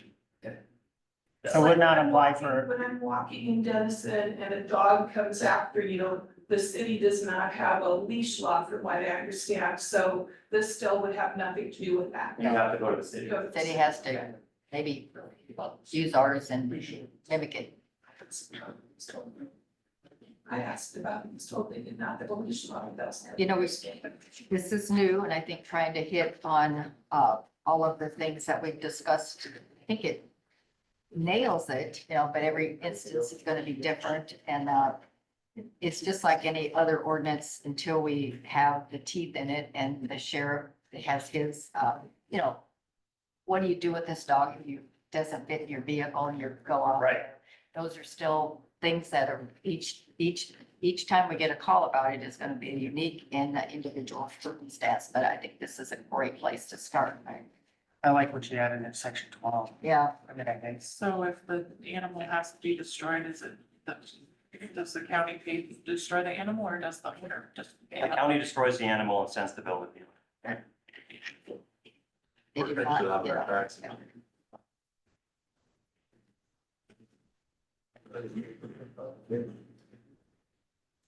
I would like to get this on the books. So there's the reading requirement, which can be waived. Yep. But there is a provision in the county legislation code. It's not applicable, but, with these revisions, I wanted to come another time, because I didn't know if it was final, if you guys would want this final one. And maybe it would be good to have, even though you can waive the multiple readings, maybe this is one where you'd want to read it a couple weeks. I was gonna say, we've had enough discussion just amongst us. I think it's probably prudent to have a reading. Because there might be citizens that. Conversations with. And we can make copies available at the auditor's office. And of course, after the multiple readings, you need 2 readings before it's passed on the 3rd week, and then you have to publish it in a paper for it to have effect. You can kind of super speed all of that by having it published already and then have it passed today, but we don't have it published. I would just assume people have a chance to read it, so if there's something they'd like to add or questions, that it's not a done deal. Sure. So I'm not wanting to necessarily, but I want to get Get it, it rolling. get it rolling. Yeah. Just, So we can talking about approve it it. today to get the ball rolling. It's to discuss and take action. Yeah. Let's get the ball rolling today. Thank you for putting this together. We can Yeah. ahead and get it. A lot of thought has gone into it. Thanks for all the work you put in. No problem, guys. Yep. This thing is important to me, so I need a motion. I guess I make a motion to get the ordinance. Motion by Gene, Get the ordinance to publication. Right. First reading, Establish the first reading. I'll second that. need to set a Second date by for the Ty. first reading. depends on probably publish it. Is that right, Colin? So the publication code is very funny to me because it's 331-302. So section 6A of that code says a proposed ordinance shall be considered for vote for passage at 2 meetings of the board prior to the meeting which is finally passed. So 2 readings, then you can pass it on the 3rd. Unless the requirement is suspended by recorded vote of not less than the majority of supervisors. So this shall happen unless it's waived by the board. Okay, so you go to the next section. However, if a summary of the proposed ordinance amendment is already published, according to this other section, prior to its first consideration and copies are available at the time of publication at the auditor's office, then the ordinance shall be considered and voted for passage at 1 meeting prior to when it's finally passed, unless this requirement is suspended by recorded vote of the majority of supervisors. So you can waive that requirement. So essentially, the standard way of passing this ordinance would be 2 readings, pass it on the 3rd. That can be waived. You can pass it after 1 reading if it's already published in the paper, but then you have a limit of, you have to have it published not less than 4, but not more than 20 days before it's to take effect, and that's according to 331-305. And then copies must be available at the auditor's office. But even that requirement can be suspended by majority vote of the board. So essentially, it's kind of the board's pleasure on this. How many times do you want it read? You can read it once and then take a vote to suspend the rest of the readings. You can read it twice and do a standard one. Let's say, let's get it published Let's right get it away, published. have one reading and see what we have for See how many- feedback. Which feedback we get or how many people. are Once it's concerned about it. published, you have 4 to 20 days to pass it. So if it gets in the paper next week, it has to go in effect within 20 days. So if it gets in paper next week, we could have it on the agenda in a few weeks. Yeah. The next 2 weeks if you wanted to. Uh, All is rolling. I'd say let's do that. Yeah. It needs to be published, get input from the public. Okay, so I'll get it to Terry to publish. What's the date of that? Today's the 22nd. Far away. Published on the 30th. When does it have to be, how many papers are We we could do it putting on it in? this 12. It has to be in one paper of regular circulation, You gotta get it. but you can put it in multiple if you 30, want to.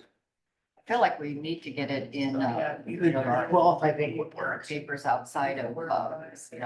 Papers. Sure. Certainly, It right. was 4 days. So you do the 12th, you get 2 weeks. Yep. So publish it and have Terry put it on for the 12th. How many publications we want to put it Well, in? let's see what the, Maybe when we publish, say copies are available at the office, so. Do you want it put in the Denison, Manila, and the Observer? Our official. yeah, publication. our official one. Yeah. And we only have to put it in one. So all that was your motion. Get all that? You got that?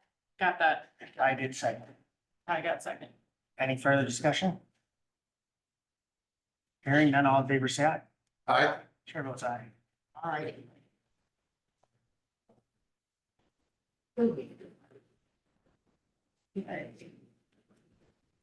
Move on to third party investigator. We do have Chelsea on Zoom. Hey, Chelsea. Hello.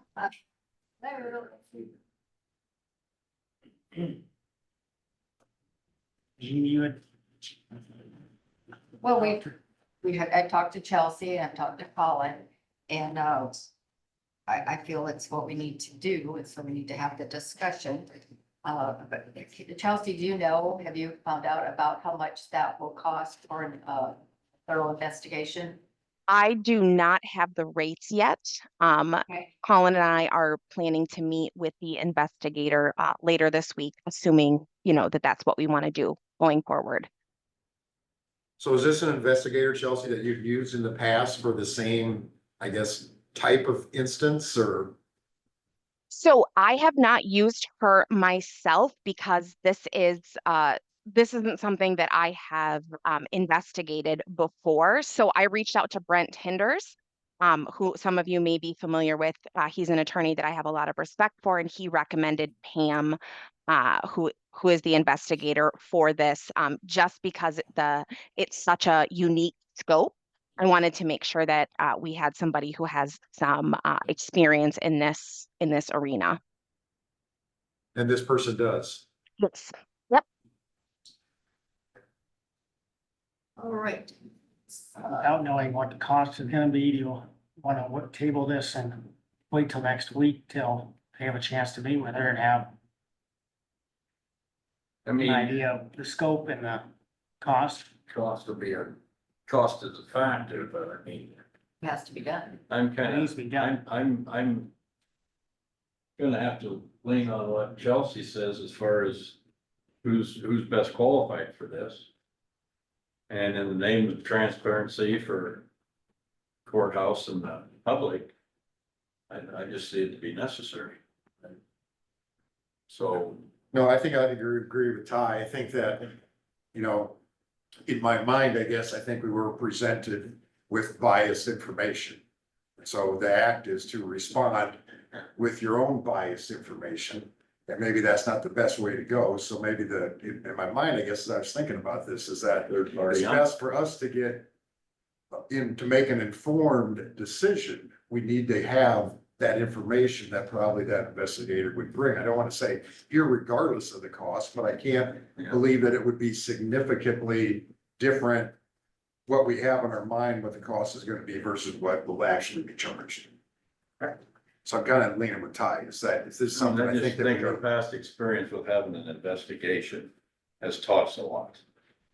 I mean, we discovered things that we needed to know and things that we didn't even foresee. So I think that, you know, it's not only, it's an educational purpose for everybody, but it's also, a cost. you know. So I mean, I think that it solves, say, ultimately solves a problem, but it. But I think, like I said, it it just takes allows over. us to make an educated, informed decision. And I think that's what he would bring as unbiased information to the board. And that's what I think we really need. Yeah, Chelsea, will we have an opportunity to kind of lay some of the groundwork for the questions that we need to have answered as far as the things that are concerning us in the county for the investigator? So you'll have an opportunity, obviously, during the investigation to kind of ask those questions and share them. I think if you have some specific questions that you want answered, get with Colin or I, and we can share that information specifically with the investigator to look for those things. But I don't want to give them too much direction either. So I think, you know, during during the investigation piece, when you get to share your narrative, those things will naturally come up from the group. But I think when we talk about those, I don't think we want to give too many parameters to the investigator because then it kind of directs the investigation. Okay, Right, that I'll makes get with sense. Colin. I don't wanna push our perspective on anybody. No, I I'm need saying Right. perspective is what causes you to have a disagreement. You know, everybody has their own perspective. Exactly. And to have this third party, that's the objective of the third party. They bring in a fresh perspective from a professional place, you know. So I think a lot of your questions, not knowing what all of them are, would be answered in the process, just like they were previously, and we had to have something like this done. And everybody had. And I agree with you, it needs to happen. It'd just be nice to know what the cost. is Yeah, to do it. certainly like to know Or if it's gonna what be 25,000 or, Maybe we have to find I don't know, I mean, Last time, did we have? isn't like we have a lot of these people. And they gotta be somebody that's got some Oh, we had it up. background in the type of issue you're dealing. So Chelsea, will you have hard numbers by Thursday? On Thursday, you'll know what the cost will be? I would imagine that we would. Tuesday? I'm fine with that. I just don't wanna Started. be blindsided either. Right. Have, say, I think we should know. I mean, it makes sense to me, maybe to table it till next Tuesday and till we know exactly what the cost is. It's not gonna delay it any, I can't see. Or won't Too delay much. it much. Much. Well, at least, Colin and Chelsea know that the direction is just to look and get some prices and let us know and, give us the scope of work and we'll put it on the agenda next week. I don't see no other way. We gotta move forward with this. I mean, Yep. formal complaints been driven and. I should feel comfortable. I mean, I agree, Chelsea, you're our expert here on this, and you got a good person to do it. Let's figure out what it's gonna cost and All right, move forward. so we'll move this till next week for final, approval, once we know the cost. Or, And put it on next week's agenda. let's see. No action taken. Thanks, Chelsea. Thanks, Chelsea. You bet. Thanks.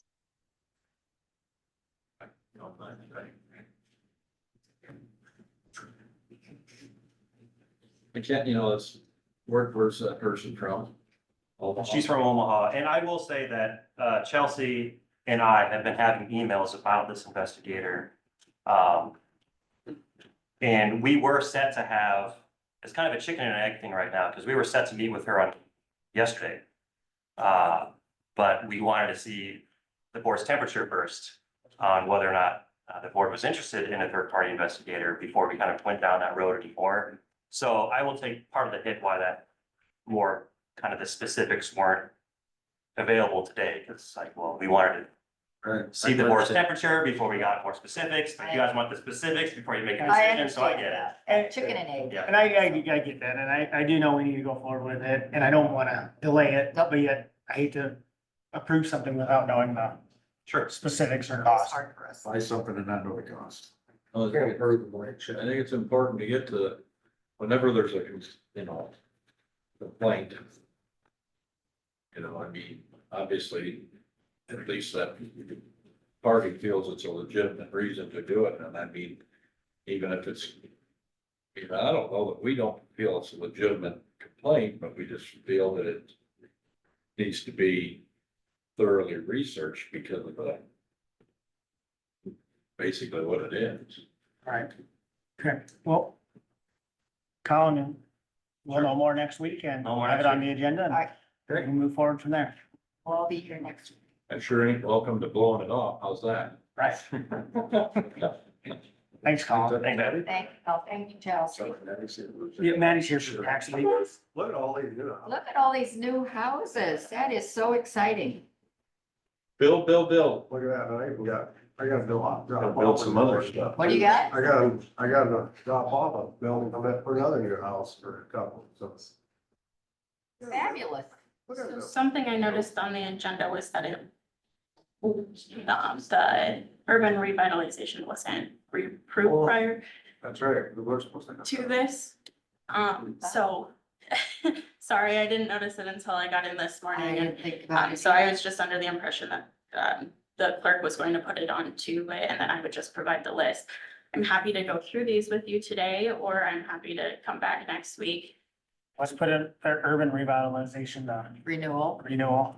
We'll need to put that on for next week. Let's put it on it towards the top of the agenda. Let's not get ahead of the official order of things. Right, that way we have that done. So is that something that runs out? I mean, they've already filed these, Or so something, they're. or It's a 5-year. 5 years? Oh, so Per the last time we initial. approved it was I 5 years remember ago. discussing. Yeah. Yep. Last time we met, we discussed having them on the agenda. Yep. It must have slipped through the cracks. Yep. They get on the agenda. Yep, sorry, I didn't notice it sooner. It isn't gonna interfere with anybody getting this because they've already been to your office and filed for it, so. As long as you guys, Correct. approve it after. The paperwork's Yeah, been yeah. filed, so I mean, if they have to Right, wait. whether we another do it week, today or it's next not gonna week. make a difference. Won't matter. Yeah, We could just go through like we always do and ask, Yeah, have they already that's- started it? and then I can leave the papers behind if you guys. Why don't we need do to sign that it. so that you don't have to come back and That'd be go perfectly through it all fine. again, so. So the first one is Couch. Forgive me if I, Couch. yep, I was gonna say, forgive me if I That's butcher your my last mom's name, maiden Couch. name, so don't, You got it. all right. So this one's a new home. It's a pretty standard one. I'll just pass these around if you don't mind trying to keep them paper clipped together. They are just copies after the original abatement on top though, so if they do get mixed up. you From can my always read the place, date, right but, across the. just very generally speaking, the first handful on your, on the agenda are all new homes, very easily going to bring in over $100,000 of assessed value. When you get down to Whale, that one, they are not spending over $100,000, but they are doing most of the work themselves. And in our office, we typically note that even though you're not paying somebody to do that work for you, your labor has value. So we recommended that they applied for this on the off chance that their work does bring in over $100,000 of assessed value. And then it will not be applied if it does not bring in over $100,000 of assessed value, because they then won't meet the qualifications of the. Which that makes sense. I mean, Yeah. there's- So we'd rather have somebody apply on the off chance that they do qualify than tell them not to apply and then have somebody come back in and say, why didn't you tell me about this? All right. So have they started any of these houses yet? Yes, So, yep, That started, and you've been out to look at them? Yep. Okay, very good. yep, typically we go out before the beginning of Hopefully. construction, yep, But you were out before they started. yes. There's a couple where they move some dirt, but that doesn't change value of anything, so, It's got dirt. Yep. I'm watching the progress. yep. Still on. they're higher elevation than they moved dirt for about 3 days. And then when you get Exciting. down to the last few that are not new homes, those ones are machine sheds. And at home additions, box. Yes, Home addition. yes, the box is a home addition. Their home addition is costing them over $400,000, so we're assuming that the home addition is going to add over $100,000 of assessed value.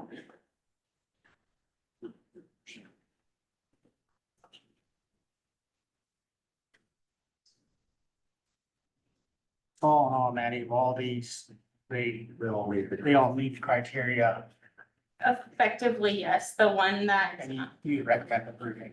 Yeah, it's kind of, you guys approve and then the assessor's office would determine whether it continues to qualify by meeting that $100,000. The quail one might be the one that's. That one's close, that one is close. It all really depends on the quality of work that So they is put it all into gonna it. be inside or you'd see what it looked like Yeah. before? and Yeah, you'll so, have to go in. You know, the difference between them putting in, and I shouldn't use quality of work, quality of materials is probably a better description of that.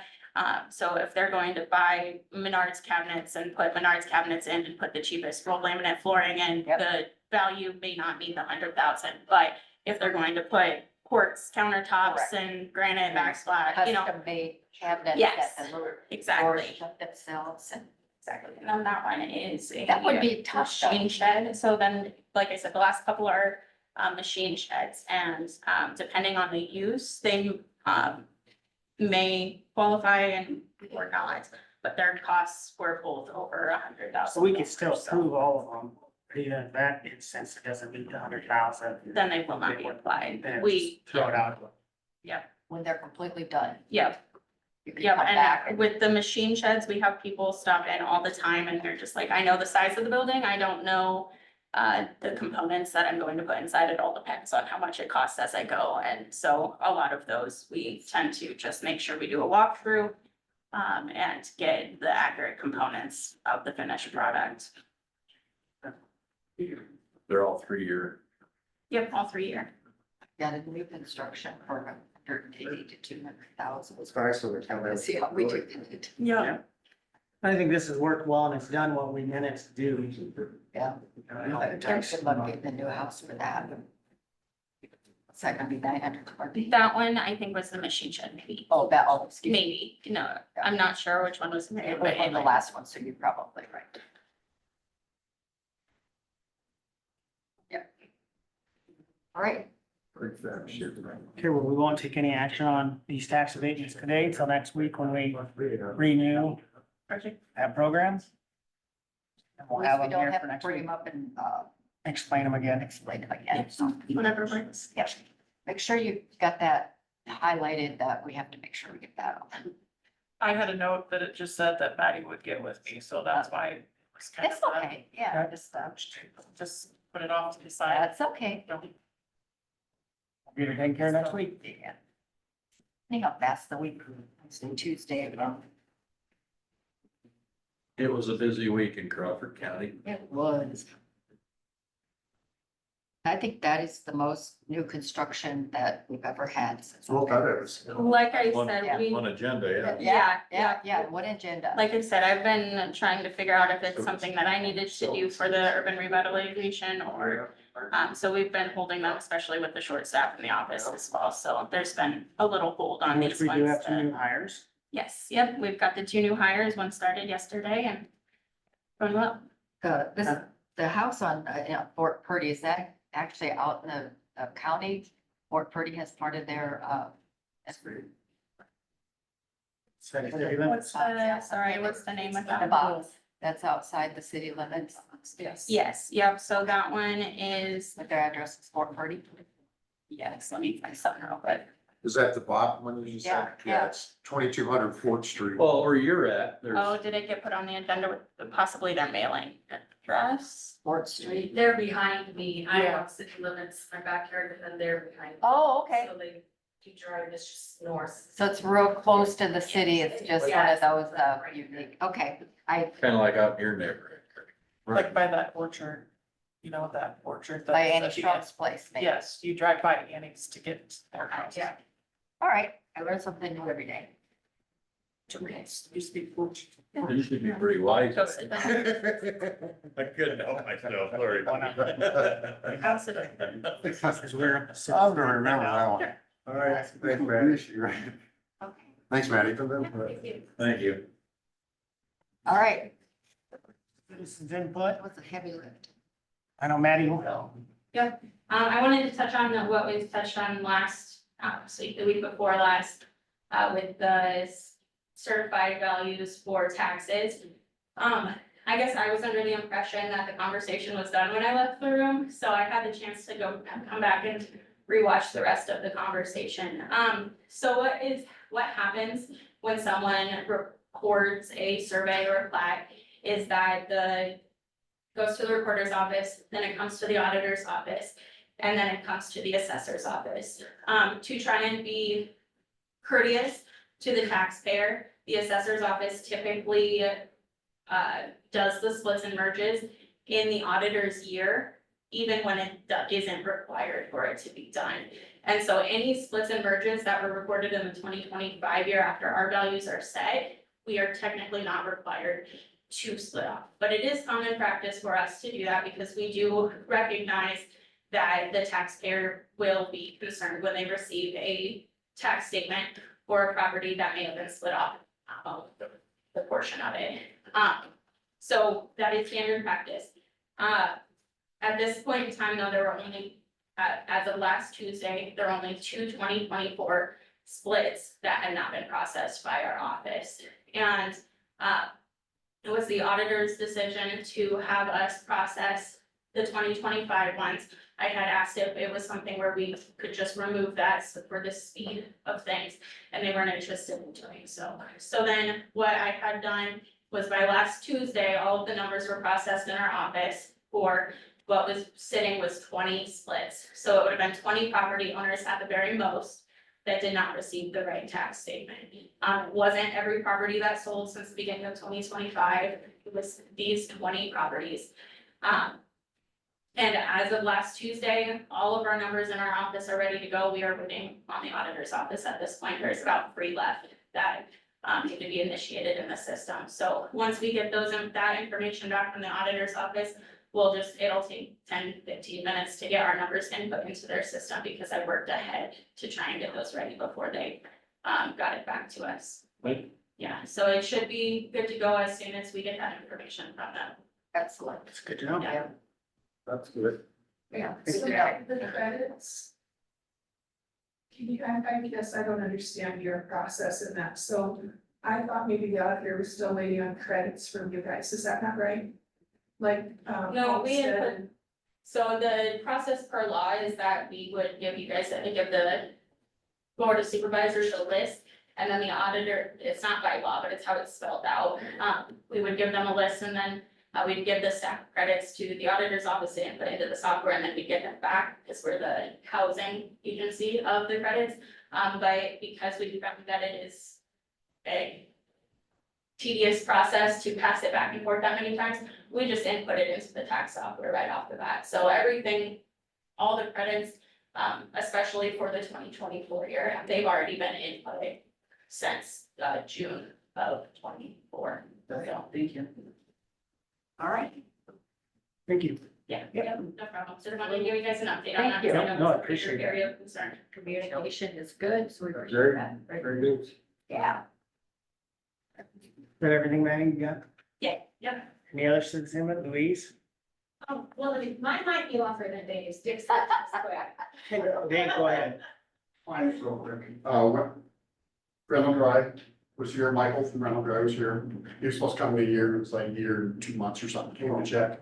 Water stuff is doing good, except for Maddie's area, the assessor's office. And he thinks that the metal in the steps, those rails on the side, and everything, stuff, and the metal posts and stuff is blocking the frequency from getting to her office to do it, so we have to put an extra unit in, but it's not gonna be no cost to the county. Nice. Oh, good.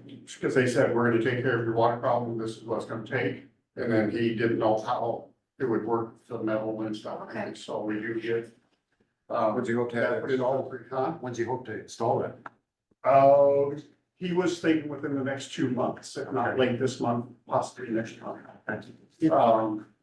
Crazy that frequency dries water out of your foundation. Yeah, yeah. This Let's month's release about it. over though, is that, What's that? this month's about over. Yeah, They talking about July or?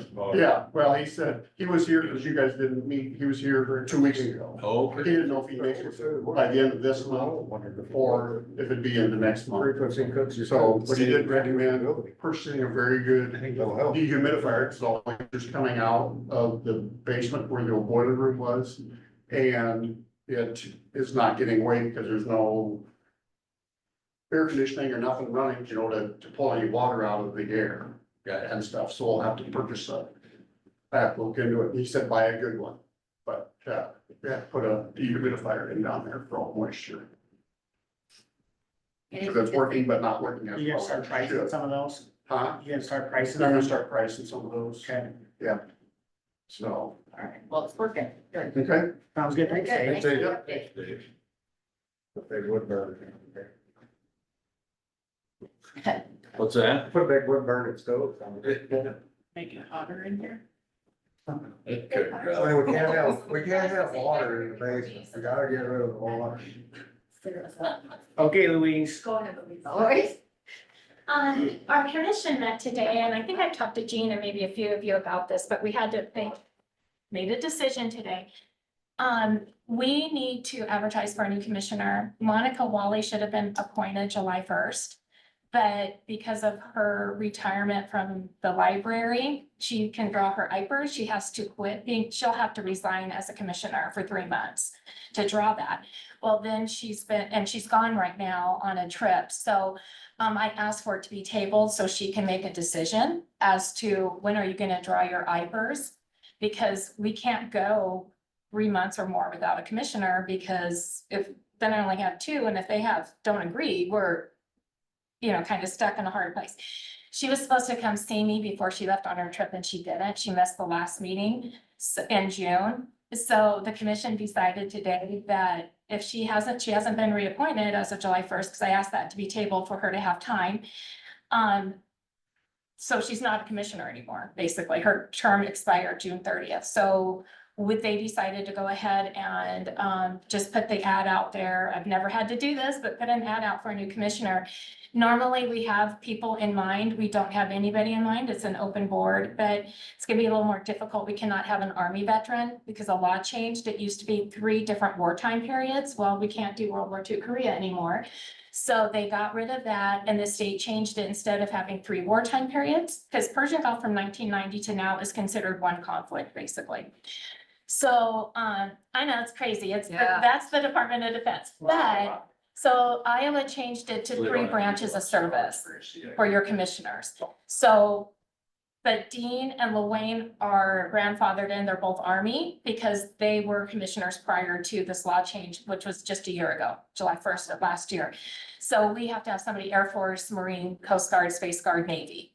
And it has to be active duty. It cannot be National Guard unless they were activated. So yeah, so it's gonna be a little tougher. We're about 80% Army in Crawford County, so, but, I believe you guys have an application for commissions, don't you? So I'll need to get that from you, and I guess we just advertise it in the newspapers. I'm gonna send Monica a text. I don't know if she can get those in Spain. She's been a great commissioner. I don't wanna think that we're stabbing her in the back or anything like that. We're not, and, if she wants to apply, she can, but then we're gonna have that waiting period till she can, you know, and then if she doesn't draw her IPers now, and then next year she wants to, we're gonna lose her again. It's just a really strange situation, but we did contact IPers to make sure, and I called them, and the man on the phone was very nice, and he said, email it to me so that I can run it past the chain of command to make sure we get you the right decision. And I CC'd Amy and Terry to that.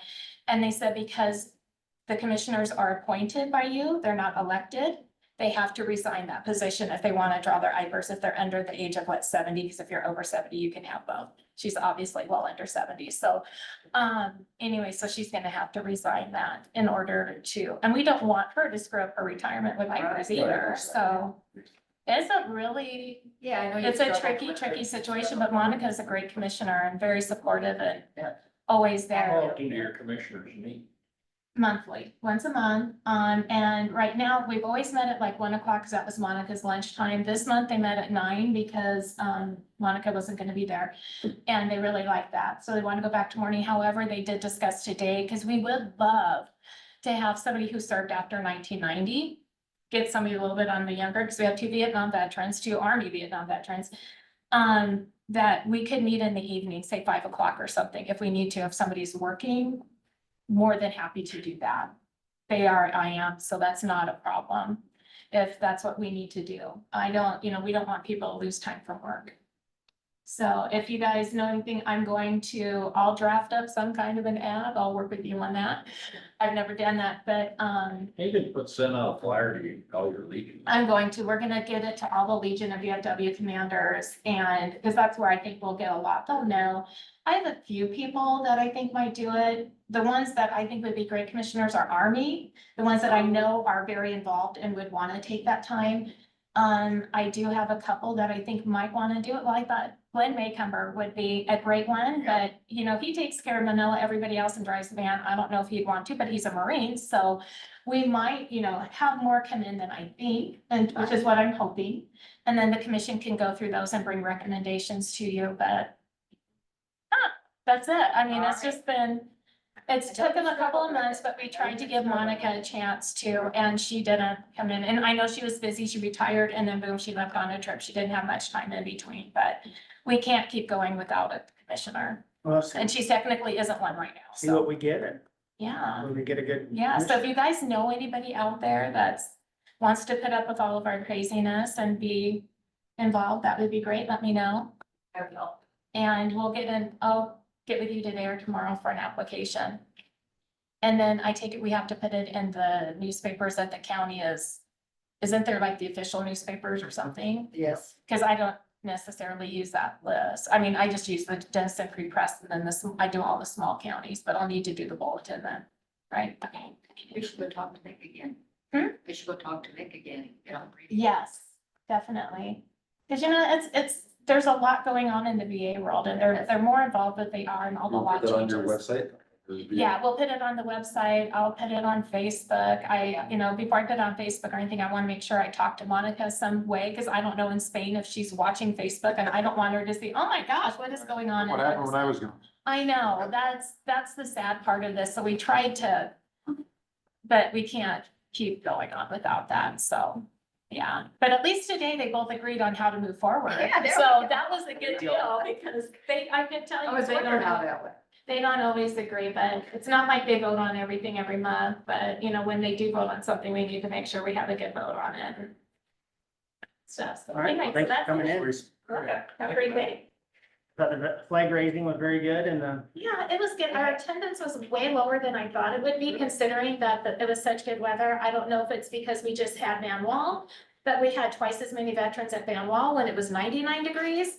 Then we did at the fair when it was a beautiful cool day. So I don't know. Next year, I'm thinking of new things to do for the fair next year, because our fair's been just going down on our thing. Because you're both held at the same time, you serve food at the same time and. Yeah, and so I don't know what it is. They're not walking because we shuttle them in and out. I did get a lot of veterans though this year are so excited with the new sidewalks and things at the fair, the new patio area. I call it the patio outside that building. Much easier for our walkers and mobility wise. So hopefully the word will spread that was better. So next year, maybe some more people will come back out.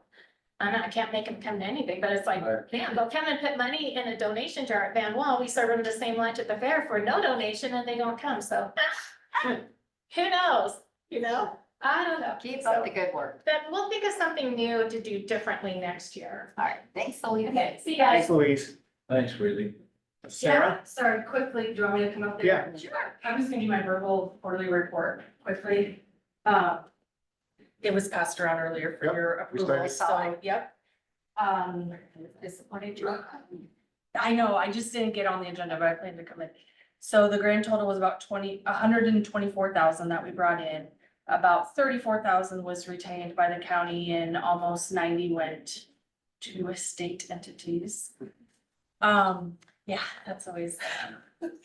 So, yeah, and I'll email this breakdown to you a little bit more, but new passport applications slowed down a little bit this quarter, but adult renewals were pretty steady. It's wedding season, so marriage applications were up, document recordings were up. Many people still waiting for those rates to drop so they can refinance, hasn't happened yet. The DNR was up due to boat renewal season, that's every 3 years. Boats cannot be renewed online through the DNR. ATVs can, but boats cannot, so they have to come into the recorder's office. We estimated that we registered about 340 boats in Crawford County. So if you had your boat, you register at your place. If you have a trailer that hauls that boat, you gotta go to your office. Yeah, so they go back and forth. Yeah, that's a little confusing, but yep, boat trailers across the hall, boats. Yeah. Our office. The dock, if you're building a dock, you gotta talk to yourself. Everybody gets a piece of it. Youth deer tags can now be bought in any season, not only during youth season. That used to be the catch there. People Okay. would get frustrated. They would have to buy it before youth season was over. Now they don't have to do that, so everybody likes that. The DNR, DOT, and Iowa State Patrol finally collaborated for driving regulations for ATVs, UTVs, ORVs on Iowa public roads. This is circulating. They put this together. The Iowa codes, and then this, I put it on my county Facebook page. Roger put it on his Facebook page because he's the one that would be enforcing these. The main thing that a lot of people don't like is the slow moving vehicle sign needs to be affixed to side by sides. All Yes. of them? Yes, so that's a new one. A lot of those are going pretty fast. Did they They know are. that? They are, and they're only supposed to go 35 miles an hour Oh. when they're on public roads. So I I'm come to sure. Donna Reed Road and see Does that how mean fast they are. Just highways or secondary roads, I mean gravel roads? So when they're on public roads, so, Holy a- smoke. yeah, Would be gravel too. yeah, Yeah. so that's a new, so not to exceed 35 miles an hour, driver must be 18 years or older with a valid driver's How license. big does the sign have to be? Just the standard, Standard SMV sign. yeah, So once that goes on, you can't illegally go over 35 mile an hour. Yeah. See what happened when the state takes over? I wonder how many Counties were good at people doing it. know that. it's getting around, but yeah. We a lot of talked people- about it. Yeah, I think, and the problem was in different parts of the state, they were pulling people over for not having it. Okay, When the DNR never said that they had to have it, so like Northern Iowa was happening a lot. okay, So then they finally put this out. So- all right. So we tell all of our customers and we try to circulate it through Okay. Facebook, so if you guys know anybody, spread the word. I do, Yeah, I just had a gentleman in the office this morning asking about it, he wasn't very happy. yeah. But, and then of course, there's always egg use exemptions though, but it doesn't say that it's exempt from the slow moving sign, it's just, Things go faster. it doesn't say that either, so. I don't know, I guess, take your pick. So what's the exemption for the, they just don't need to have a license? Yeah, they're not just- required to okay, renew it that's every all. year. No driver's license needed within 2 miles of a farm, a class C license required if beyond 2 miles. Okay, Operation allowed between sunrise and sunset. What about like farm kids? that's what I. Yeah, You know, a that's the- 16-year-old farm that's the kid or catcher. even a 14-year-old farm kid could go drive to town and get a part. And I think they can, because it says no It says no license needed. license. But it has, you have to have proof that they're using it for farm use, basically. And I think as long as people are being safe and not messing around, that it shouldn't, it should be okay. But the sheriff's department and the city police and the state patrol will be the ones to pull people over. So if people have more questions, they'll really need to. They'll catch Talk to the them. at the intersection. Right, I wouldn't do that. So, So we can look at your Facebook. yeah, this is on our It's on there county now? my Facebook page and Rogers, and we have it posted in the hallway, and he has it posted downstairs as well. Iowa Land Records sent out their annual report last week, I'm sure you guys had time to read it. We should get it. Yeah, it's like 20 I'm still getting through it, it's like 20 pages, but basically, they send a report out every year, this one's just a little bit more detailed. So with Raising the cost. well, with the fee modernization initiative, yeah, that is House File 1031. It passed in the House, but it's waiting action in the Senate for the next legislative session. I mean, I had mixed feelings about it at first because there was a lot of things in there that didn't really care for. However, in the end, it would be a fee increase, which means more money for Crawford County, so I just kind of focused on the positives, so I support the bill.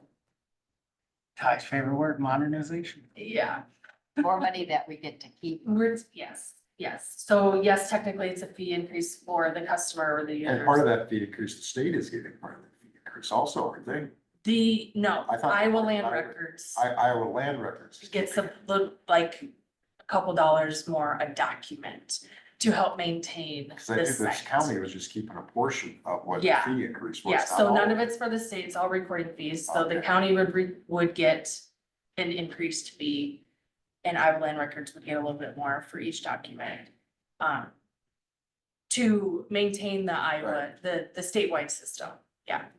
And then to bring in fraud alert protection. A lot of people ask about that, we don't have that yet, so we need to get that, they're gonna create stuff like that. So we'll see what happens for 2026 legislative session for that. I'll keep you updated. I think that's all. Sarah, of the 34,000 and the state takes 90, Yeah, what do they do with it? some of it goes to the DNR, some of it goes to the Iowa Department of Revenue, some of it goes to the state vital records office. So each entity kind of gets a cut of it. I don't know what they do with it. We can only guess. Probably the vital record system maintains the statewide site, I suppose. The rest of and- it's monitoring. Yeah, so it's kind of split up between all of It all them. goes through those individual budgets or those individual entities, if you Yeah. wanna call that, all within, under the umbrella of the state of Iowa. Right, But they all get their cut. I think sometimes it's hard to find out exactly how much that is. It seems like from a bookkeeping perspective, how much that the state is taking. and what they do. We've asked here. that question What they do with numerous it, times. I don't think we really want to know. And Yeah. do you ever keep track of like number of transactions, like to total the 128,000? How many Um, transactions I did in that quarter? And I know a transaction all may be a kind of bad word because. Different, I mean, yeah, we can Different things figure it that you're right, out, it's not selling, either selling a license or recording a transfer tax Right. or. document, They're they're all kind of licensing a boat, different. if that's all, everything is one transaction. They're all receipted in the same program, so, yeah, I mean, it's all documented, Okay. It is, okay. yeah. So, yeah, but that's all that I have. Okay. Thanks, This Sarah. quarter. Thank you. Yep. Thanks, Sarah. Have a good day. You too. Is there any further citizens input? Anybody, Sherry, you got anything? We got Maddie up there. Anybody on Zoom? Oh, all right, hearing none, in chamber, we adjourn. Second. All in favor, say aye. Aye. We are adjourned. Oh.